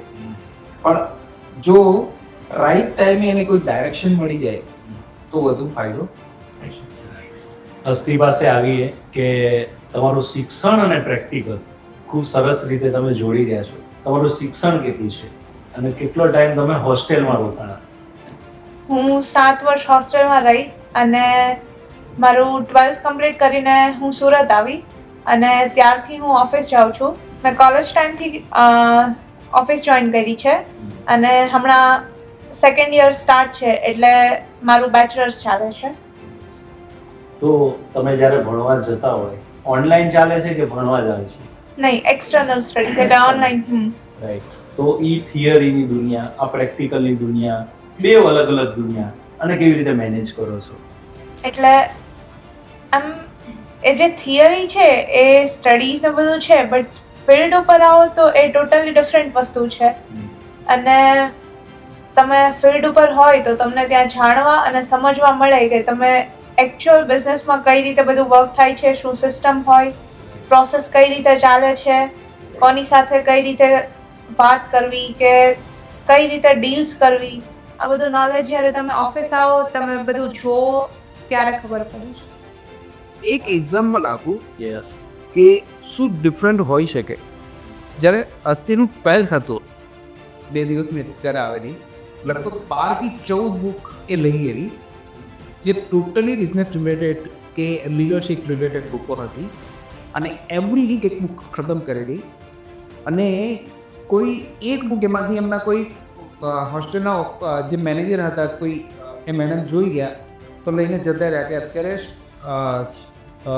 12thનું સ્ટડીનો ટાઈમ છે નહીં કે આ બધી બુકો વાંચો તેમ છતાં બાકીની બુકો તો બધી કમ્પ્લીટ થઈ ટીઝ ધ એક્ઝામ સુધી અને આઈ થિંક 94% યા સમથિંગ આવ્યા અને એવા ટાઈમે બાકી કોઈ બી પેરેન્ટ્સ હોય તો એમ કહે કે અત્યારે તો ફૂલ્લી મતલબ આ સ્ટડી કરવાનું એ કોઈ એડવાઇસ કરે નહીં અને એના પછી બી અમે કન્ટિન્યુ મતલબ 12th પછી બી કન્ટિન્યુ બુક રીડિંગ કરે છે EDX અને કોર્સેરા ઉપર કોર્સિસ કરે છે ઇવન એક વખત એક એવો કિસ્સો બન્યો કે અમે જ્યારે IIM અમદાવાદમાં ગયા એક્ઝિક્યુટિવ કોર્સ માટે ત્યારે એની હિસ્ટ્રીમાં ફર્સ્ટ એવું એક એક્ઝામ્પલ હતું કે અમે બાપ દીકરી બંને એક ક્લાસમાં બેઠા હતા તો એ લોકોએ કીધું કે આજ સુધીમાં અમને અત્યાર સુધીમાં કોઈ યાદ નથી કે ફાધર અને દીકરી બંને એક જ ક્લાસમાં હોય તો ઘણી વખત છે ને લોક જે જનરલ થયેલું છે એના કરતાં કંઈક આપણે ડિફરન્ટ કરવું પડે એ બુક રીડિંગ એક્ઝામના ટાઈમે હોય તો બી કાઢી તમે એક્ઝામ હોય તો બી કંઈક કન્ટિન્યુ સ્કૂલનું વાંચવા જ નથી કરતા તમે થોડું કંઈક ફ્રેશ થવા માટે બીજું તો છું બે ટાઈમે આ કરે તમે થોડુંક સ્પોર્ટ્સ એક્ટિવિટી કરતા હો તો કેમ બુક નહીં એમ અમારે કન્ટિન્યુ બધાની ટેવ છે કે જ્યારે બી ફ્રી પડે તો ડેલી એટલીસ્ટ 10, 15, 20, 30, 40 પેજ વાંચે જેવો સમય દીપ તો ઘણા બધા એમ કંઈક આજે 40 પેજ પૂરા થઈ ગયા ક્યારેક ક્યાંક 80 પેજ પૂરા થઈ ગયા બસની તો પણ એનો ફાયદો બી છે એ કટિંગ સમજવી જ થાય છે EDX કોર્સેરા ઉપર કન્ટિન્યુ સ્ટડી જે થાય છે એ એવા કોર્સિસ છે જે વર્લ્ડની બેસ્ટ યુનિવર્સિટી છે જે નોર્મલી આપણને એ સમજવા સાંભળવાનો ચાન્સ મળે છે એ બહુ મોટી વાત છે કારણ કે ત્યાં ગયા વગર અદરવાઇઝ પોસિબલ જ નથી પણ કદાચ ભાગ્યે જ કોઈ અથવા બહુ ઓછા લોકોને ખબર હોય છે કે આટલા સારા કોર્સ આટલા સારા એક્ઝિક્યુટિવ કોર્સ EDX અને કોર્સેરા પ્લેટફોર્મ થ્રુ આપણે આપણા ઘરે કરી શકીએ તો કંઈ ને કંઈ હમણાં એ લોકો જે YTK કરીને આવ્યા તો YTK જે છે એટલું બધું ટ્રાન્સફોર્મેશન લાઈફમાં એક અલગ હેબિટ આપણી અંદર જે નાખે છે તો આ બધું લાઈફમાં અત્યારે કદાચ નહીં દેખાય પણ આગળ સમયમાં ખૂબ ખૂબ કામ લાગશે તો મારું પર્સનલી ખૂબ સ્ટ્રોંગ બિલીફ છે વિશ્વા ખૂબ સારું લર્નિંગ તો બધા લઈ રહ્યા છો આ YTK એટલે કે યુવતી તાલીમ કેન્દ્ર ધ DABS સંસ્થા ઘણી બધી દીકરીઓ માટે આ કરી રહ્યા છે એના કેવા અનુભવો રહ્યા કેટલા મહિના તમે ત્યાં રહ્યા અને શું શીખ્યા YTKની બેઝિકલી એ 4 મંથ્સનો કોર્સ છે life related as well as spiritual course છે DABS એટલે સ્વામિનારાયણ સંસ્થાનો છે તો સત્સંગ related knowledge plus life related જે બધી સ્કિલ્સ છે અને વેલ્યુઝ મેઇન એ મોરલ્સ આપણા ડેવલપ કરે છે અને બહુ સારો અનુભવ રહ્યો અને કહેવાય કે આપણું જે આખું રૂટીન હોય એ ચેન્જ કરી દે અને આપણું થિંકિંગ આપણો કોન્ફિડન્સ બધું જ બિલ્ડઅપ કરે છે સુપર એ કોન્ફિડન્સ તમારામાં ઓલરેડી દેખાઈ રહ્યો છે આપણે દીપ પાસે જઈએ કે જેમ હરેશભાઈ કીધું 40 પાના મારે કોઈક બુક વાંચવી હોય તો મને અઠવાડિયું થઈ જાય 40 પાના વાંચવામાં તો આટલું બધું એકાગ્રતા ક્યાંક આજના સમયમાં ટીવી ક્યાંક મોબાઈલની રીલ્સો એ તમને મેનકાનું સ્વરૂપ નથી લેતી ઘરમાં પહેલી વસ્તુ વાઈફાઈ કે ટીવી નથી ઘરમાં વાઈફાઈ અને ટીવી નથી નહીં ના ફોન છે મેઇન ડિસ્ટ્રેક્શન કોઈ પણ વસ્તુનું એ જ હોય તમે ફોન હોય આખી ચવાત કાઢ્યું આ તરત ચાલુ વાઈફાઈ હોય આ ફોન કર્યો કોઈ નેટવર્કનો પ્રોબ્લેમ નહીં એટલે લાઈફ ઇઝી થઈ કે તમારે રીલ્સ તો જ જુઓ બાકી સપોઝ અગર તમારે આમ કરવાનું તેમ કરવાનું બહુ બધા જે પ્રોસેસ હોય ને ડિફિકલ્ટ હોય ને ત્યારે તમને ઈચ્છા ન થાય હવે આ ઇઝી થઈ ગયું કારણ હેબિટમાં આવી ગયું જ્યારે ફ્રી થયા આલો ઘડીકર વાંચ લેવી હવે નોર્મલી બધા એમ કહેતા હોય કે ભાઈ આની રેસ કરવાની આની રેસ અમારા ઘરમાં બુકની રેસ થાય કેટલી બુક હોય છે એટલે એ બધી રેસ હોય ને તો ઘણી વખતે કોમ્પિટિશન હોય ને તોય મજા આવે બુક વાંચવાની ઘણી વખતે ખાલી તમારે વાંચે જાઓ એમાંય ન મજા આવે જ્યારે સાથે લોકો હોય તો મજા આવે સપોઝ એક રૂમમાં 5 માણસો બેઠા, 4 લોકો રીલ જોતા એક બુક વાંચે ને તો ભેગું ન થાય, તો એ પાછો રીલ જોવા માંડે. પણ 4 જ લોકો હોય ને 4 બુક વાંચે ને તો હંમેશા એ બુક જ વાંચે. અત્યાર સુધીની બેસ્ટ વાંચનવાળી તમારી બુક? એમ તો ઘણી બધી છે, પણ નો એક્સક્યુઝ બ્રેન્ટ ટ્રેસી છે. આમ ફેવરેટ ઓથર મારા બ્રેન્ટ ટ્રેસી, કેમ કે કોઈ પણ બુક છે, પછી મેનેજમેન્ટ છે, એક તમારે મેનેજમેન્ટ કઈ રીતના કરવું એ બધું A to Z વસ્તુ બ્રેન્ટ ટ્રેસી સમજાવે. અને તમે ઘણી બધી બુકો જેમ બધા વાંચતા હોય તો મોટિવેશનની બુક વાંચતા હોય, કોઈકના જીવન ચરિત્રની વાંચતા હોય, ધાર્મિક વાંચતા હોય, તમે તો કાંઈક નોખી બુકો વાંચો છો? એટલે આમ ઘણી બધી છે બ્રેન્ટ ટ્રેસી. લાઈફ સ્ટોરી છે, ઓટોબાયોગ્રાફી, પછી અલગ અલગ બુક છે. સપોઝ કે મેનેજમેન્ટની મેં હમણાં કીધી એમ નેગોશિએશન, કેમ કે નેગોશિએશન એક સ્કિલ બહુ સારી છે, કેમ કે એ આવડવી જોઈએ કોઈ પણ વસ્તુ. નેગોશિએશન એટલે એ નહીં ભાવતાલ, પણ નેગોશિએશન કે તમે કોઈ ડીલ ક્લોઝ કરો. એમાં એક બુક હતી કે જેમાં એક્ઝામ્પલ આપ્યું છે કે તમે જે ઓથર છે, આઈ થિંક નામ તો નથી યાદ, પણ એ ઓથરે એટલી બધી નેગોશિએશનની સ્કિલનું સમજાયું છે ઇમ્પોર્ટન્સ, પણ આમ અનધર લેવલ. તમે નોર્મલ જુઓ તો તમને ન ખબર પડે. તો મેં વાંચન ઉદ્યોગના વૈભવ સૂર્યવંશી કહેવા વિપાક્કા દીપ, આપણે માહી પાસે જઈએ. માહી, તમારા ઘરમાં કોમ્પિટિશનો બધા ભેગા થાવ એટલે જનરલી બધા આ ઉંમરના હોય ત્યારે એવું વાત થાય, હમણાં આ પિક્ચર આવ્યું, આપણે અહીંયા જવું છે, બીજી બધી વાતો થતી હોય. તમારે ત્યાં તમે 4 ભાઈ બહેન ભેગા થાવ ને શું વાતો કરો? એટલે એવું ન હોય, ઘણીવાર અમે પણ એ વાતો કરતા હોઈએ, પણ મોસ્ટલી આમ બિઝનેસમાં રહીએ એટલે એની વધારે વાતો થતી હોય છે. તો તમારા ઘરમાં લગભગ સવાલો બહુ રહેતા હશે બિઝનેસ બાબતના, તો પપ્પાને વધારે ને કે મમ્મીને વધારે ને? એટલે અમુક ક્વેશ્ચન છોકરાઓ બધા પપ્પાને વધારે કરીએ. તો કહેવાય ને કે દીકરીઓ હોય એટલે મમ્મીને હરેશભાઈ હંમેશા એ ટેન્શન હોય, મારી દીકરીને પંજાબી આવડે, મારી દીકરીને ગુજરાતી આવડે. તો ક્યારેક તો ડિબેટ થતી હશે ઘરમાં કે તમે છોકરાઓને લઈ જાઓ છો, ટ્રેનિંગો આપો છો, મારી ટ્રેનિંગનું શું? બંને સારામાં સારી, એટલે તો આમ તો બધા જ જે સુરતનું સૌથી સારામાં સારું શું કે કુકિંગ ઇન્સ્ટિટ્યૂટ, આ સુરતનું જે સૌથી સારામાં સારું કુકિંગ ઇન્સ્ટિટ્યૂટ છે, ત્યાં એ લોકોએ ટ્રેનિંગ લીધી છે. અને એ બધા જ જે ફૂડ બનાવે છે એ સૌથી બેસ્ટ ફૂડ તમને એની પાસેથી મળશે. તો હવે એ પ્રશ્ન ઉપજે છે આજને કે તમે લર્નિંગમાં ઘણી બધી મલ્ટિપલ બુકો વાંચી છે, એજ્યુકેશનમાં એ ક્લિયર થયું કે તમે સ્કૂલે ગયા વગર પણ તમે ભણી રહ્યા છો અને પ્રેક્ટિકલ કરી રહ્યા છો. હવે ક્યાંક ને ક્યાંક મોટા ભાગનો સમય પ્રેક્ટિકલ અને ક્યાંક ને ક્યાંક ભણવામાં જાય છે. તો દીકરીઓ માટે તો હંમેશા મમ્મીને એવું હોય કે અમારી દીકરીને આ ખાવાનું બનાવતા આવડવું જોઈએ, સાસરે જશે તો આ નવું વાનગીઓ બનાવશે. તો આના માટે તમે 3 દીકરીઓને હું પૂછી શકું, અસ્થિતિ શરૂ કરીએ કે તમારી આની શું તૈયારી? ખાવાનો બનાવતા આવડે છે આ ઉંમરમાં કે એના પણ કાંઈક ને કાંઈક કોઈ ક્લાસ લેવા પડશે? એટલે લોકડાઉન હતું ત્યારે હોસ્ટેલથી બધા મીન્સ સ્કૂલ્સ બંધ હતી, તો ત્યારે અમે લોકો ઘરે હતા. તો લોકડાઉને મને કુકિંગમાં સ્ટાર્ટ કર્યું હતું અને ત્યારથી મને કુકિંગની હોબી થઈ ગઈ છે. એટલે મને એમ નવું ડેલી ટ્રાય કરવાનું, ક્યુઝિન નવા શીખવાના અને બધું બહુ મજા આવે બધું કરવામાં. અને હમણાં થોડા ટાઈમ પહેલાં મેં અહીંયા સુરતમાં જે સ્વાદ ઇન્સ્ટિટ્યૂટ છે તો ત્યાં બી થોડા કોર્सेस ને એવું કર્યું કે નવું શીખવા માટે. બેસ્ટ ભોજન વાનગી બનાવી શકીએ. તમારા ઘરમાં આટલી બધી વાનગીઓ, તમે બધા આવા સરસ કોર્સ કરી રહ્યા છો અને પાછા ડાયટિંગમાં હોય, કેમ કે હેલ્થ પછી સૌથી મોટો આ પોઈન્ટ આ જ આવે છે, તંદુરસ્તીવાળો જે પણ છે. ઘરમાં શું બધું નવું બનાવી શકાય છે? એટલે એમ વીકલી બનાવીએ કે વીકમાં 2 કે 3 વાર બનાવીએ એવી રીતે રાખીએ, પણ મેઇન આનું ઇન્સ્પિરેશન હરેશ અંકલ પાસેથી મળે છે. એ બહુ જ હેલ્થ કોન્શિયસ છે, તો એમનું ફૂડ જોઈએ ને તો રોજ એ ફ્રૂટ ખાય, સેલેડ ને એવું ખાય, તો એનાથી ઘણું ઇન્સ્પિરેશન મળે છે. એટલે આંટી હંમેશા ખુશ રહેતા હશે કે તમને કયું સલાડ જોઈએ છે, કેમ કે એની રેસીપી જે રીતે બની અને શરીરની રેસીપી એ.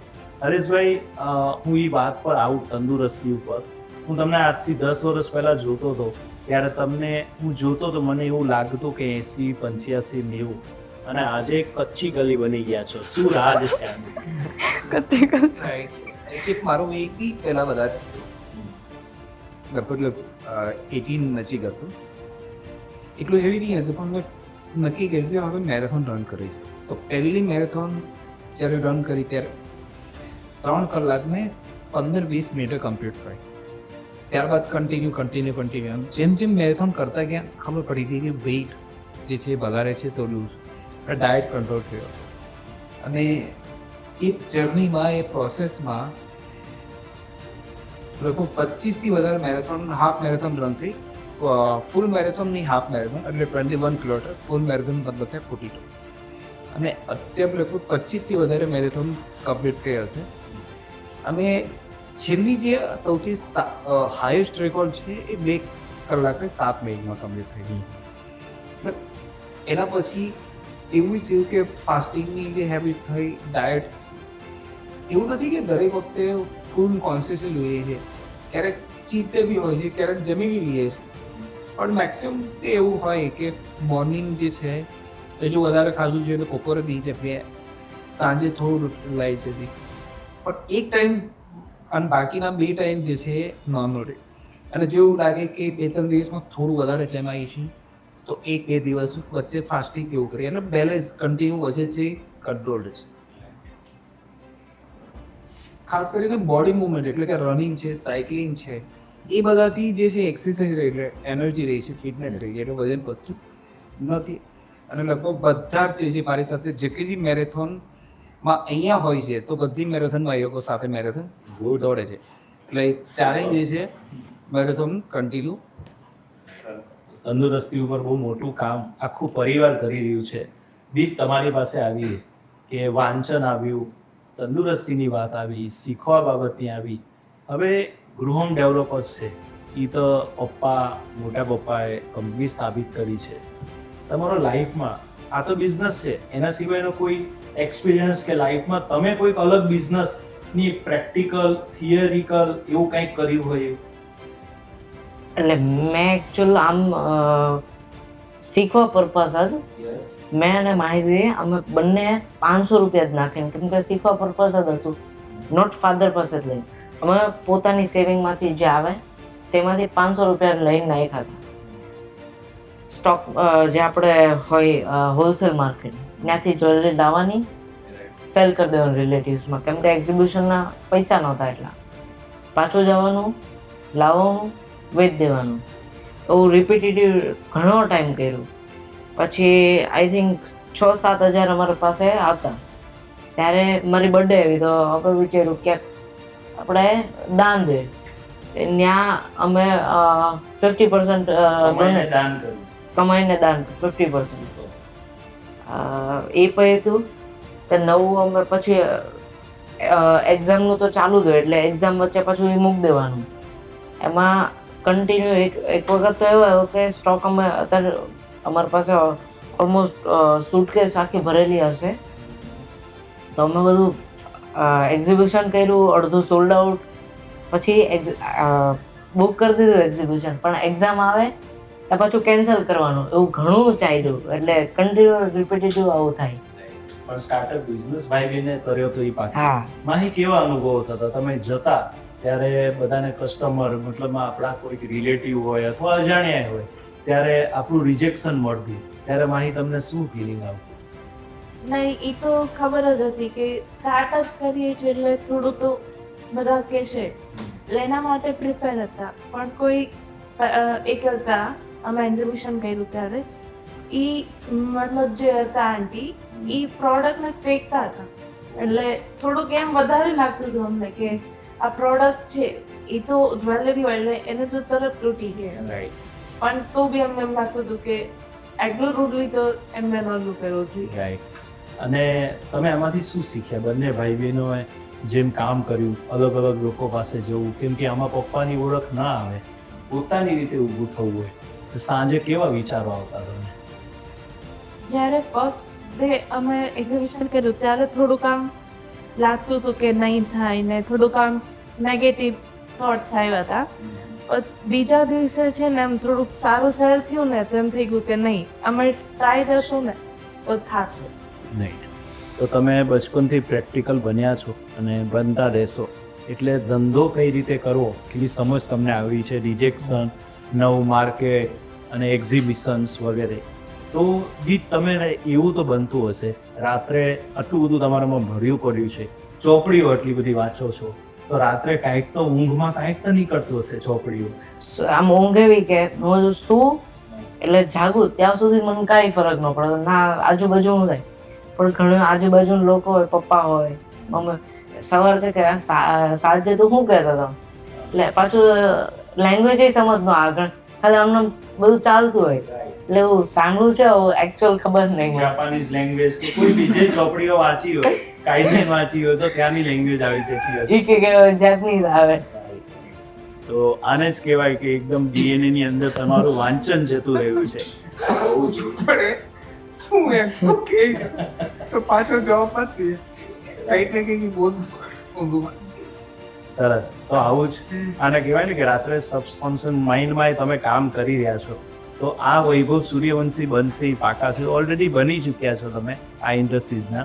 તો તમને હસ્તી એ પૂછીએ શું બનવા માંગો છો ભવિષ્યમાં? Business woman. Business women, right. આપણે સાસરે જવાનું હોય એટલે સૌથી પહેલો પ્રશ્ન આવે કે કેવી રીતે. તો જ્યારે બી મને અને હરેશભાઈને એવી જ ઈચ્છા હશે કે તમે બિઝનેસ વુમેન બનો જ બનો, પણ સમ હાઉ કંઈ ચેલેન્જ આવશે અને કેવી રીતે ફેસ કરશો, સાસરીવાળાને કેવી રીતે કન્વિન્સ કરશો. ઘણા બધા અત્યારે પણ એક્ઝામ્પલ છે જે બિઝનેસ વુમન છે અને ઘર પણ સરખી રીતે સંભાળે છે. તો એ છે કે એને બેલેન્સ કરવું પડશે, થોડું ટફ મીન વર્ક કરવું પડશે, એના ઉપર પણ થઈ જશે. એટલે તમે કોન્ફિડન્સમાં છો જ કે હા. હું બેવ મેનેજ કરી લઈશ. હા. ગુડ. તો દરેક પિતાશ્રીની આ જ ઈચ્છા હોય. હવે આપણે આવીએ વિશ્વ પાસે કે શું લાગે છે તમને ભવિષ્ય તમારું ક્યાં હશે? કોઈ આ જ ફિલ્ડમાં હશે, અલગ ફિલ્ડમાં હશે, કંઈક તમારા સપનું હશે? મારું પણ એ જ ડ્રીમ છે કે નંબર 1 બિઝનેસ વુમેન એન્ટરપ્રેન્યોર બનવું છે અને એ જ સેમ પર્સનલ અને પ્રોફેશનલ બંને લાઈફ બેલેન્સ કરવું છે. તો રશ્મિ બંસલ ચોક્કસ ઇંતજાર કરતા હશે કે મેઘધનુષ માનુની 2, 3 જ્યારે આવે ત્યારે મિસવા અને હસ્તીનું ચોક્કસ નામ આવે. હવે આપણે જઈએ વૈભવ સૂર્યવંશી હવે ગૃહના આ જ કહેવાશે અમે કહી શકીએ છીએ. શું લાગે છે તમને ભવિષ્યમાં આ જ લાઈનમાં, બીજી લાઈનમાં અથવા કોઈક બીજી ઇન્ડસ્ટ્રીઝમાં? અત્યારે તો ક્લિયર છે કે અત્યારે રિયલ એસ્ટેટ સૌથી ગ્રોઈંગ ઇન્ડસ્ટ્રી છે. કારણ કે જે અત્યારે ઇન્ડિયાનું ડેવલપમેન્ટ છે, જે ઇન્ડિયા અત્યારે પ્રિડિક્ટ કરે છે કે જે આપણે ઇકોનોમી કરવી છે એના માટે ઓબ્વિયસલી ઘણા સ્ટેપ લેવાશે.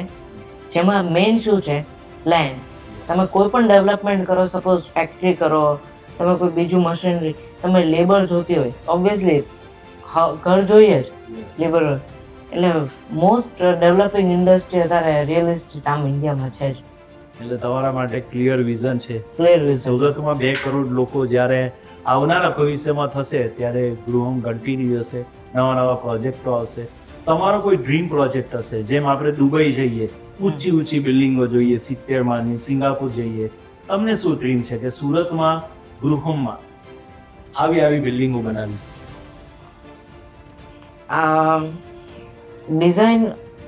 ડિઝાઇન છે હવે જે પરમિશન ગવર્મેન્ટ આપે તે પ્રમાણે, પણ જે ડિઝાઇન જે આખા વર્લ્ડને તમારે એડ્રેસનું આપવું પડે કે આપણે લોકો કહે ને કે બુર્જ ખલીફા મારું ઘર, એટલે એડ્રેસ તમારે ન આપવું પડે કઈ કન્ટ્રી કે કઈ સિટી, એવું એક ઘર આપવાનું લોકોને કે એડ્રેસ ન આપવું પડે. જેમ ખાલી નામ દે ને ત્યાં આપણું એડ્રેસ ખબર પડી જાય લોકોને. ખૂબ સરસ. અને તમારો આ ડ્રીમ એચીવ થશે જ પાક્કું. આપણે માહી પાસે જઈએ. માહી, શું લાગે છે તમને? તમે ચોપડીઓ જે વાંચો છો એમાં તમને તમારી લાઈફમાં ચોક્કસ કામ આવશે. આજે કલ્ચર બની રહ્યું છે, આ કલ્ચર તમારા જેવી દીકરા દીકરીઓ અત્યારે કંઈક અલગ કલ્ચરમાં છે. શું તમે સંદેશ આપવા માંગો છો? નહીં, આ બુક રીડિંગથી ઘણો બેનિફિટ મળે. એટલે રીડ કરીએ તો સ્ટાર્ટિંગમાં અમુક વખત એવું થાય કે બુક સમજ ન પડતી હોય તો બોરિંગ લાગે. પણ જેમ સમજ પડવા માંડે લે એમાંથી શીખવાય મળે છે. તો સમજણ શક્તિ હરેશભાઈ તમને અભિનંદન કરી શકીએ, કેમ કે જે કલ્ચર છે એ કલ્ચર અત્યારે જે આ ઉંમર છે, જેમ દીપ 13-14 વર્ષના છે, માહી તમે 16-15-16 વર્ષના છે, આજથી 10 વર્ષ પછી જોઈએ એટલે કે 25 વર્ષ 26 વર્ષ ત્યારે આ બધું સ્ટાર્ટ થતું હોય છે. જ્યારે તમારા ઘરમાં આ કલ્ચર કન્ટિન્યુ આવ્યું છે, તમને આવું ક્યાંક ઇન્સ્પિરેશન મળ્યું હશે, ક્યાંક કોકનામાંથી વિચાર આવ્યો હશે, આવું કલ્ચર ડેવલપ કરવાનો વિચાર અને સોચ કેમ કે જીતેન્દ્ર અડિયાના એક સેમિનાર માં હતો, તો એમણે મને બે વસ્તુ કીધી છે. આઈ થિંક આ સેમિનાર 2004 પહેલાં હતો કે ટેલિવિઝન બંધ કરો, ન્યૂઝપેપર બંધ કરો અને બી જરૂરી ગોસિપમાં ઇન્વોલ્વ થવાનું બંધ કરો. તો એ જ વર્ષે લગભગ 2004માં ટેલિવિઝન બંધ થયું, ન્યૂઝપેપર બંધ કર્યું, બિનજરૂરી ગોસિપમાં ઇન્વોલ્વ થવાનું બંધ કર્યું. અને આ એ વર્ષ હતું જ્યારે લગભગ એક બી દીકરાઓનો જન્મ નહીં હતો. એટલે હસ્તીની બોર્ન છે 2006માં અને ટેલિવિઝન ઘરમાં નથી 2004થી. એટલે એ લોકોએ એ ટેલિવિઝન કે એની હેબિટ જ નથી પડી. અને એટલે જ શક્ય બન્યું કે એ લોકો લિંક છે, કોશિશ છે કે એમને આ કામમાં રસ પડે છે. જો બીજી બધી લેયરો પડી ગઈ હોત તો કદાચ એમને આમાં ઇન્ટરેસ્ટ આવતે નહીં. રાઈટ. અને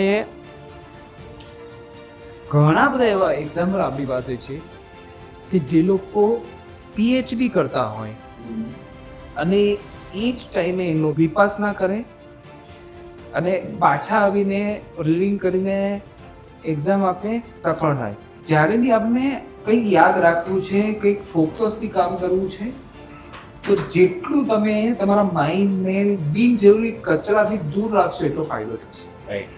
જો તમે સોશિયલ મીડિયા જોયા કરશો તો તમારી યાદશક્તિ છે, તમારું ફોકસ છે, તૂટી જશે. જો તમે ન્યૂઝપેપર વાંચશો, તમે ટેલિવિઝન જોશો, તમે બિનજરૂરી ગોસિપમાં કે નેગેટિવ વાતોમાં ઇન્વોલ્વ થશો, તો બધું જ જે છે તમારા ઓરિજિનલ ગોલથી તમે દૂર લઈ જાય છે. જો તમે સિંગલ ફોકસ હશો તો તમે સફળ થશો. વૈભવ સૂર્યવંશી જો એવું કહે કે મારે ક્રિકેટ બી રમવું છે, મારે ફૂટબોલ બી રમવું છે, મારે વોલીબોલ બી શીખવું છે, મારે કરાટે બી શીખવું છે, તો કઈ નહીં જશે. અને એવી જ રીતે જે બી વ્યક્તિઓ સફળ થયા છે, એ ચાહે નરેન્દ્ર મોદી સારીને અમારે ક્રિકેટર બેસ્ટ બનવું તો નહીં પોસિબલ. એમ જો નવી જનરેશન છે, કોઈ એક એરિયા ચૂઝ કરી તો મારે બિઝનેસમાં સફળ થવું છે. પેરેલલ બાકી એરિયાઝમાં જરૂરી છે બેલેન્સ કરવું. એ વિનમ્રતા હોય, એ તમારું લોકો સાથેનું વર્તન વાત હોય, લોકો સાથે કામ લેવાની કુશળતા હોય, જે આજના સમયમાં સૌથી જરૂરી છે. એ બધું કરવું મળશે, પરંતુ દરેક એરિયામાં બેસ્ટ થવું જરૂરી નથી. દાખલા તરીકે આજે ક્યારેય બી આપણે બિઝનેસનું કોઈ એક નામ લઈએ તો રતન ટાટા તમને ઓલવેઝ ઉપર આવે. કારણ કે રતન ટાટા એવો બિઝનેસ કર્યો કે આખી દુનિયા આજે એને રિસ્પેક્ટથી એનું નામ લઈ શકે. અને એની ટાટાનું જ્યારે નામ આવે ત્યારે સિંગલ તરત જ એ સાથે જોડાય ટ્રસ્ટ.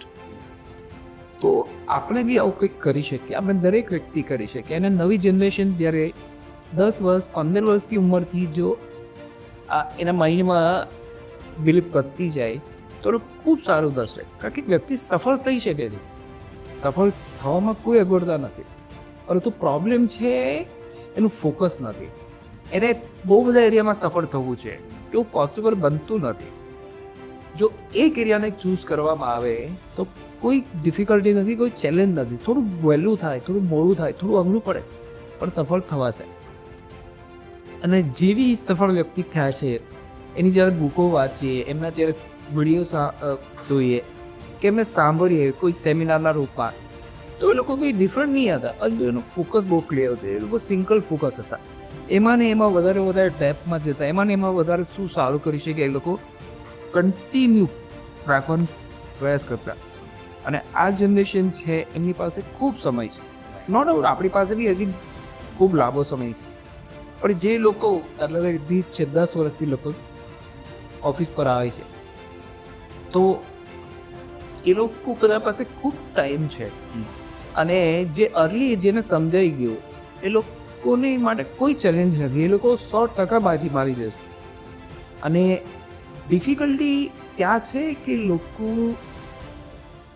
ફોકસ નથી. લોકો જે છે એ એવું વિચારે છે કે હું તો મારું સ્ટડી પૂરું કરું પછી હું બિઝનેસ માટે વિચારીશ, પરંતુ ત્યાં સુધીમાં એટલી બધી બાકીની બધી હેબિટો સારી ખરાબ યા એટલી બધી લેયરો પડી ગઈ હોય, નોટ ઓલવેઝ ખરાબ પણ બાકી એટલી બધી લેયરો પડી ગઈ હોય કે જેની અંદર આ બધા વિચારો છે એનું કોઈ સ્થાન જ નથી બચ્યું, અને પછી એ સ્થાન નાખવું લગભગ બહુ ડિફિકલ્ટ થઈ જાય છે. તો લર્નિંગ આપણા પરિવારનો એક ખૂબ સરસ સ્ટ્રોંગ પાસું છે. હસ્તી આવીએ સ્પિરિચ્યુઅલ ઉપર. સ્પિરિચ્યુઅલમાં આપણા ઘરમાં કઈ રીતિ રિવાજથી કેવી રીતે ભગવાનને શ્રદ્ધા રાખીને, કેમ કે તમે બધા યંગસ્ટર છો અને યંગસ્ટરને સ્પિરિચ્યુઅલ સાથે જોડેલા રાખવા થોડું અઘરું હોય આજના જમાનામાં. તો હું હરેશજીને પ્રશ્ન નથી પૂછતો, તમને જ પૂછું છું, સ્પિરિચ્યુઅલમાં કઈ રીતે મેનેજ કરો છો અને એમાં શું આગળ વધી રહ્યા છે? અમે એટલે સવારમાં ઘરમાં આરતી થાય સવાર સાંજ ઘર મંદિરમાં, અને એના સિવાય મોસ્ટલી બહુ રેરલી નથી થવાતું. બાકી મોર્નિંગમાં ઓફિસ જતાં પહેલાં એક વખત મંદિરે દર્શન કરીને પછી જઈએ છીએ, અને વીકલી એક વખત સભામાં જઈએ છીએ. રવિ સભામાં હા, દીપ, રવિ સભામાંથી આપને શું શું જાણવા મળે? લાઈફની અંદર ચોપડીઓ તો વાંચો છો, રવિ સભામાં ત્યાં સંતો આપને માર્ગદર્શન આપતા હોય, ઘણા બધા ત્યાં દાખલાઓ આપને બતાવવામાં આવ્યા હોય, શું લર્નિંગ લો છો તમે? હું રવિ સભા ઘણીવાર જાઉં, ઘણીવાર હું પોતે સહસંચાલક છું એક સભાનો, એટલે સભા મારે કરાવવાની હોય, તો સભામાં મેનેજમેન્ટ એક ન્યા શીખવા મળે મને. પછી ઘણી વાર તમે કોઈ મોટા લોકો હોય તેમને કહો કે તમારે આ રીતના કામ કરવું, તે લોકો કરે. હવે નાના બાળકોને તો કંઈ ખબર ન હોય, તો એ લોકોને સમજાવવાનું, તે લોકોને શીખવાડવાનું. કેમ કે ઘણી વખતે એવું થાય કે તે લોકોના પેરેન્ટ્સને સમજાવવાનું કોઈ વસ્તુ માટે. એ બધી જ વસ્તુ મેનેજમેન્ટને સૌથી સારું મને શીખવા મળે. મેનેજમેન્ટ માટેની ટોપ ક્વોલિટી જે દરેક એવા વ્યક્તિઓમાં હોવી જોઈએ જે સફળ થાય, મેનેજમેન્ટની ટોપ ક્વોલિટી. મેનેજમેન્ટ કરવા માટે પહેલું કે લોકોને તમારે સાચવીને રાખવા પડે. લોકો અગર તમારા હારે નથી ને તો તમે મેનેજમેન્ટ લોકો પાસે ન કરાવી શકો. બીજું, લોકોને તમારે જે કામ જોતું છે તે થવું જોઈએ, અને લોકોને ખબર ન પડે કે મેં કામ કરી દીધું, એ મેનેજમેન્ટ. કેમ કે ઘણી વખતે એવું થાય કે આપણે કામ કરાવવું હોય પણ ઓલન કરવું ન હોય ને સામે, તો તમે ગમે એટલો પ્રયાસ કરો પણ ન થાય. સામેવાળાને મજા આવે કરવાની, તમારું કામય થાય, અને એકવાર નહીં કન્ટિન્યુ થતું રહે. એ મેઇન જરૂરી વસ્તુ છે મેનેજમેન્ટ. અહીં તમારી પાસે જાણીશું કે સ્પિરિચ્યુઅલમાંથી વંચામૃત હોય, શિક્ષાપત્રી હોય, શું શીખ્યા તમે એમાંથી? એ વચનામૃતમાં તો બધું જે મારા છે એમાં લખ્યું છે, અને એમાં બધા જે ક્વેશ્ચન હોય હરિભક્તોના તો એના આન્સર આપેલા છે. તો કોઈ પ્રશ્ન હોય તો એનું સોલ્યુશન મળે છે એમાં. અને શિક્ષાપત્રીમાં આપણે હિંસા ન કરવી જોઈએ, એટલે એક બેઝિક વસ્તુ છે જે આપણે આપણા લાઈફમાં હોવી જોઈએ. તો તમે નિરંતર એ અભ્યાસ કરતા હો? હા, વચનામૃત, સ્વામીની વાત અને Shikshapatri, Shikshapatri is all about life lesson. એટલે એ દરરોજ વચાય છે ઘર સભા. સુપર. તો હરેશજી, જોવા જઈએ તો બિઝનેસમાં ટ્રેનિંગો, ત્યારબાદ જોવા જઈએ આપણે તો દીકરાઓને થિયરીમાંથી પ્રેક્ટિકલ લાવવા, આ એક ગૃહમ એમ્પાયરનું એક રાજ છે. બીજું જોવા જઈએ તો ટ્રેનિંગ સતત જે ગૃહસ્થ જીવનની આવતી હોય, દીકરીઓ માટે જેમ ખાવાનું બનાવતા આવડતું હોય, ઘરમાં કઈ રીતે રહેવું, આ બધું કન્ટિન્યુ ગૃહમાં દેખાઈ રહ્યું છે. આના પછી સ્પિરિચ્યુઅલ, આ બધું એ દેખાઈ રહ્યું છે. એટલે પૃથ્વી પર વસતા માણસને જે ચારેય દિશામાં ધ્યાન આપવાનું હોય એ તમે આપી રહ્યા છો. તો આ ક્યાંક ને ક્યાંક ઇન્સ્પિરેશન તમને કોઈક ને કોઈક બુકમાંથી અથવા આપણા વડીલોમાંથી આ ક્યાં આવવું, જેથી તમે ચારેય ક્ષેત્રમાં, પરિવાર હોય કે કંપની હોય, જેનામાં તમે સારું કરી રહ્યા છો. એકચ્યુઅલી મલ્ટિપલ બુકો વાંચી તો અલગ અલગ બુકોમાં અલગ અલગ કઈ ને કઈ વસ્તુઓ જોઈ કે દરેકમાં પેરેન્ટ્સ કેવી રીતે કહો. તો ઘણી બુકમાં હેલ્થ કોન્શિયસ હોય, ઘણી બુક છે એ બિઝનેસની સફળતા વિશે હોય, ઘણી બુક છે એ વિનમ્રતા વિશે હોય, ઘણી બુક છે એ પણ કોમ્યુનિકેશન રિલેટેડ હોય. એટલે દરેક બુકોમાં કંઈ ને કંઈ અલગ એરિયા હોય. અને એમાં હવે કોઈ બુક એક બુક હોય એમાં કોઈ એક વ્યક્તિનું આખી લાઈફનું લેસન હોય અને એમાં એની ભૂલો બી હોય અને એની સફળતા બી હોય. તો ઘણી બધી એની ભૂલોમાંથી શીખ્યા હોય, ઘણી વખત એની સફળતામાંથી શીખ્યા હોય. પણ એ બધાનો ક્રંચ એવો હોય કે દાખલા તરીકે એવું નહીં થવું જોઈએ કે આપણે બિઝનેસમાં તો ખૂબ આગળ વધી જઈએ પણ લોકો સાથે રિલેશનમાં આપણે ફેલ થઈ જઈએ. બિઝનેસમાં આગળ વધી જઈએ પરંતુ આપણી હેલ્થ પર ફોકસ દઈએ. બિઝનેસમાં આગળ વધી જઈએ પરંતુ કોઈ એવા એરિયા છે કે જ્યાં આપણું ફેલિયર થાય. કારણ કે જો તમે એક એરિયામાં સફળ હશો અને બાકી એરિયામાં જો તમારું મેનેજમેન્ટ પ્રોપર નહીં હશે યા એનું તમે બરાબર કાળજી નહીં કહેતા હશો તો તમને લાઈફમાં સુખ નહીં આવશે, એટલે કે જીવનમાં આનંદ નહીં આવશે. એટલે દરેક એરિયાને બેલેન્સ કરવા જરૂરી છે. થોડું અપડાઉન હોઈ શકે પણ બેલેન્સ બહુ જરૂરી છે. એટલે બિઝનેસની સાથે સાથે આપણા બાકી બધા એરિયાની અંદર બી આપણે બેલેન્સ રાખવું જરૂરી છે. દાખલા તરીકે આપણે એવું ક્યારેય નહીં, એવું પોસિબલ નથી હોતું કે સામેની દરેક વ્યક્તિનો સ્વભાવ જે છે એ હું ઈચ્છું એ પ્રમાણે હોય. દરેકનો સ્વભાવ, દરેકનું નેચર વ્યક્તિ અલગ હોય. આપણે એની અંદર કેવી રીતે સેટ થવું એ જરૂરી છે. બીજું કે આપણે નથી ખબર કે આવતો સમય શું છે. યુક્રેનને નહોતી ખબર કે રશિયા યુક્રેન ઉપર એટેક કરશે અને 50% જેટલા બિઝનેસો બંધ થઈ જશે અને એની ઇકોનોમી આખી તૂટી ભાગશે. એ નહોતી શ્રીલંકાને ખબર, નહોતી પાકિસ્તાનને ખબર, નહોતી સિરિયાને ખબર કે આવા જેટલા બી કન્ટ્રી છે જે લોકો હમણાં રિસન્ટ કંઈ પ્રોબ્લેમ ફેસ કરે છે. ઘણી બધી ઇન્ડિવિજ્યુઅલ કંપની હોઈ શકે, ઘણી બધી ઇન્ડિવિજ્યુઅલ ફેમિલી હોઈ શકે. તો એ બધાને ખબર નહોતી કાલે શું થવાનું છે, પણ બધાએ કોઈ જો તૈયારી નહીં કરી હશે તો અચાનક એ લોકો પડી ભાગશે. તો આપણી એક લાઈફમાં એક તૈયારીના ભાગરૂપે આપણે વર્સ્ટ પરિસ્થિતિ માટે બી ઓલવેઝ તૈયાર રહેવું પડે અને એ ટફ પરિસ્થિતિની આપણે તૈયારી કરવી જોઈએ કે ચાહે ગમે તેવી સ્થિતિ આવે એ સ્થિતિમાં આપણે ટકી શકીએ. નોટ ઓનલી માનસિક પણ ઇવન ફાઇનાન્શિયલી બી ગમે એ પરિસ્થિતિમાં આપણે પોતાની જે જીવન જરૂરિયાત ચીજ વસ્તુઓ છે એ જેની પરિસ્થિતિમાં આપણે અર્ન કરી શકીએ અને પોતાનું ગુજરાન બી ચલાવી શકીએ. કારણ કે જેમ ટોપ છે એમ ડાઉન બી પોઈન્ટ ગમે ત્યારે આવી શકે છે. એટલે દરેક વસ્તુ બુકોમાંથી શીખવા મળી. અને ટેલિવિઝન જ્યારે ન્યૂઝપેપર બંધ થયું એના 3 વર્ષથી 4 વર્ષમાં લગભગ 100થી વધારે બુકો છે, 700થી વધારે બુકો છે. EDX કોર્સેરા ઉપર કદાચ મેં 35થી 37 કોર્સ એક્ઝિક્યુટિવ કોર્સ કર્યા. આઈ અમદાવાદ અને બેંગ્લોરમાં ફ્રિકવન્ટલી CET કોર્સ કર્યા. ઘણા બધા એક્ઝિબિશન, ઘણા બધા સેમિનારો કે તો આ બધામાંથી કંઈ ને કંઈ લર્નિંગ, આપણું પોતાનું લર્નિંગ કંઈ ખાસ એટલું નહીં હતું અથવા આટલી પોતાની સમજ નહીં હતી, પણ જે લોકો સમજદાર હતા એની પાસેથી આપણે સમજ્યો અને સમજ જે છે જ્યારે ઇમ્પ્લિમેન્ટ કરી એ સમજનો જ્યારે ઉપયોગ થયો ત્યારે કંઈક આપણાથી બેટર થઈ શક્યું. એનો મતલબ એવો નથી કે આપણે બહુ સારું કરીએ છીએ, આપણે બહુ હોશિયાર છીએ. આ કન્ટિન્યુ પ્રોસેસ છે. આજે બી ઘણો ગુનો થાય, આજે બી ઘણા સુધારી જરૂર છે અને આ કન્ટિન્યુ છે. આ કદાચ સ્ટાર્ટિંગ પોઈન્ટ છે એવું આપણે માનીએ અને સતત શીખતા રહીને વધુ ને વધુ આગળ સારું કરવાનું છે. એનો મતલબ એવું બી નથી થતો કે આ ખાલી બિઝનેસ એરિયાની વાત છે.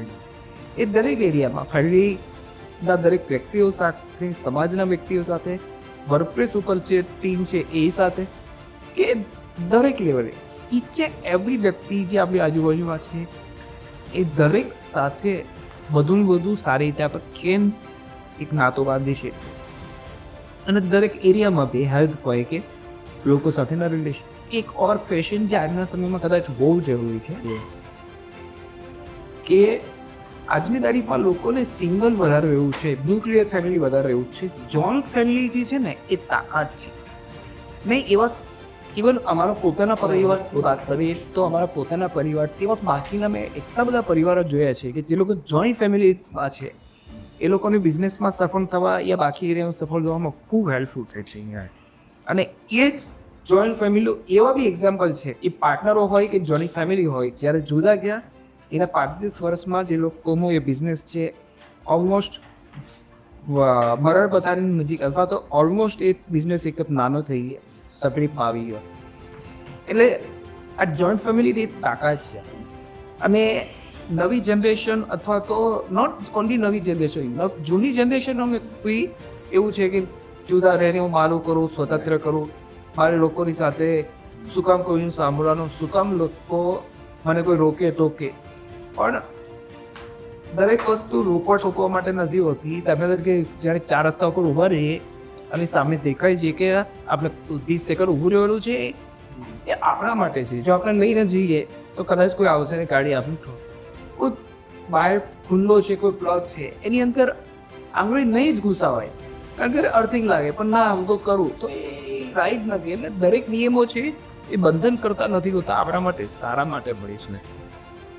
અને એ જ રીતે એવું બી દેખાઈ રહ્યું છે કે જે બી અહીંયા કોઈ એક જનરેશનની વાત નથી, ચાહે યંગ જનરેશન હોય ચાહે ઓલ્ડ, બધાને શોર્ટકટ ફાસ્ટ બધાને ગ્રો થવું છે, બધાને શોર્ટકટ જોઈએ છે. પરંતુ શોર્ટકટની કોઈ વ્યાખ્યા નથી હોતી અને શોર્ટકટમાં મેક્સિમમ એક્સિડન્ટ જ થતા છે. જે બી લોકો એવું કે હું ફટાફટ બિઝનેસમાં ગ્રો થઈ જાવ, તો મોટાભાગના કેસમાં એવું થાય કે 5 વર્ષ પછી એ કોઈ મોટી તકલીફ ફેસ કરતા હોય છે. આપણને ઘણી કંપની એવી દેખાય કે આ કંપનીઓ બહુ ફાસ્ટ ગ્રો થઈ ગઈ, પરંતુ એવું નથી હોતું. એને બેકએન્ડમાં 10-15 વર્ષ એ લોકોએ કામ કર્યું છે. અને ઘણી વખત તો એની આગળ 1-2 કંપની એ લોકોએ એક બે કંપનીઓમાં ફેલ બી થયા હોય છે. અને એ અનુભવ જે કદાચ છે, એ અનુભવ પછી જે કંપની ચાલુ થઈ એ કંપની કદાચ 10-15 વર્ષમાં સફળ થઈ હોય. એટલે અહીંયા શોર્ટકટથી કોઈ વ્યાખ્યા નથી. અને જે ખાસ કરીને અહીંયા જે બેઠેલી જે જનરેશન છે એ બરાબર સમજે છે કે શોર્ટકટ કશેની છે નહીં અને એવો પ્રયત્ન બી નહીં થવો જોઈએ. બીજું, દરેકની રિસ્પેક્ટ થવી જોઈએ. દરેક ખાસ કરીને જે વડીલો છે એની ખૂબ રિસ્પેક્ટ થવી જોઈએ, કારણ કે એ જનરેશન છે આખી જિંદગી જીવી છે, એને તકલીફો જોઈ છે અને એને ખબર છે કોઈ આજે આપણે રોકે છે ટોકે છે તો એનું કોઈ કારણ છે અને એ આપણા માટે છે. કરેક્ટ. અને મોટાભાગના લોકો અહીંયાથી જ આ જ બધી વાતોને લઈને જુદા થાય છે અને પછી એની 100% જવાબદારી એની પોતાના પર હોય છે. એટલે બિઝનેસમાં સફળ થવામાં ખૂબ મુશ્કેલી ફેસ કરતા હોય છે. કે ભાઈ કર્યું કે સંગે શક્તિ, તો આ જમાનામાં સંઘ હોય એટલે રંગ અલગ જ બનતો હોય. તો આપણે માહી પાસે છીએ કે ડિનર ટેબલનો કોમન પોઈન્ટ કયો હોય કોઈ ડિસ્કશન, એટલે ડેલી વર્ક ઉપર મેક ડેલી વર્ક ઉપર. ઓકે દીપ, તમારી પાસે આવીએ કે આપણા ઘરમાં પરિવારમાં બેસ્ટ નેગોશિએટ કોણ કરી શકે? મોટા પપ્પા મુકેશ અંકલ. મુકેશ મોટા પપ્પા. Right, super. મીસવા પાસે છીએ કે દુનિયાનો એવો કયો નિયમ જે બધાએ ફોલો કરવો જોઈએ? ડિસિપ્લિન.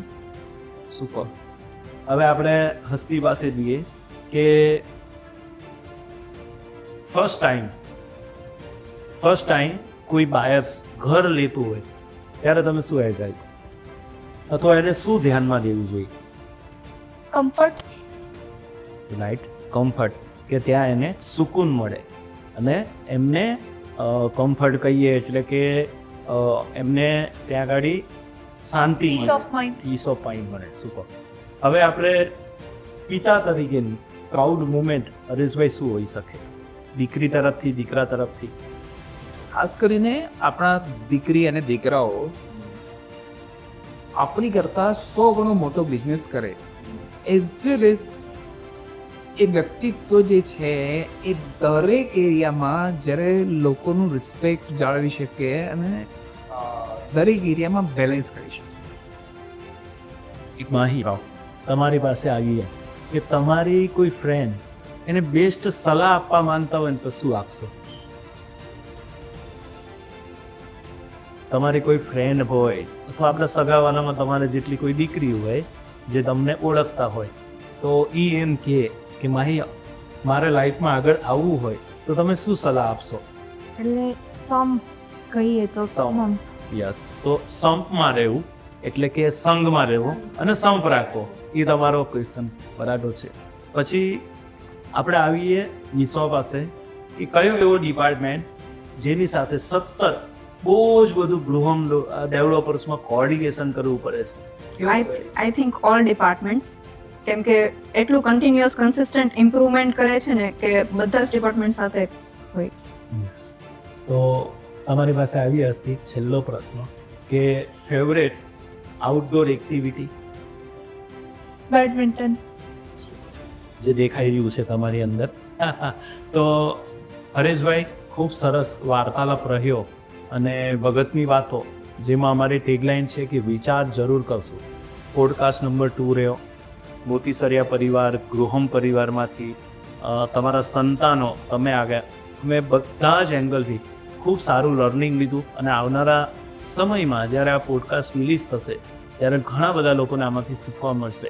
તમારી પાસેથી એક એવું બાબત અમે છેલ્લી જાણવા માંગીએ છીએ કે આ દુનિયાને જો કોઈ મેસેજ આપવા માંગતા હોય, પરિવારને આપવા માંગતા હોય, ઓર્ગેનાઇઝેશનને આપવા માંગતા કરે છે.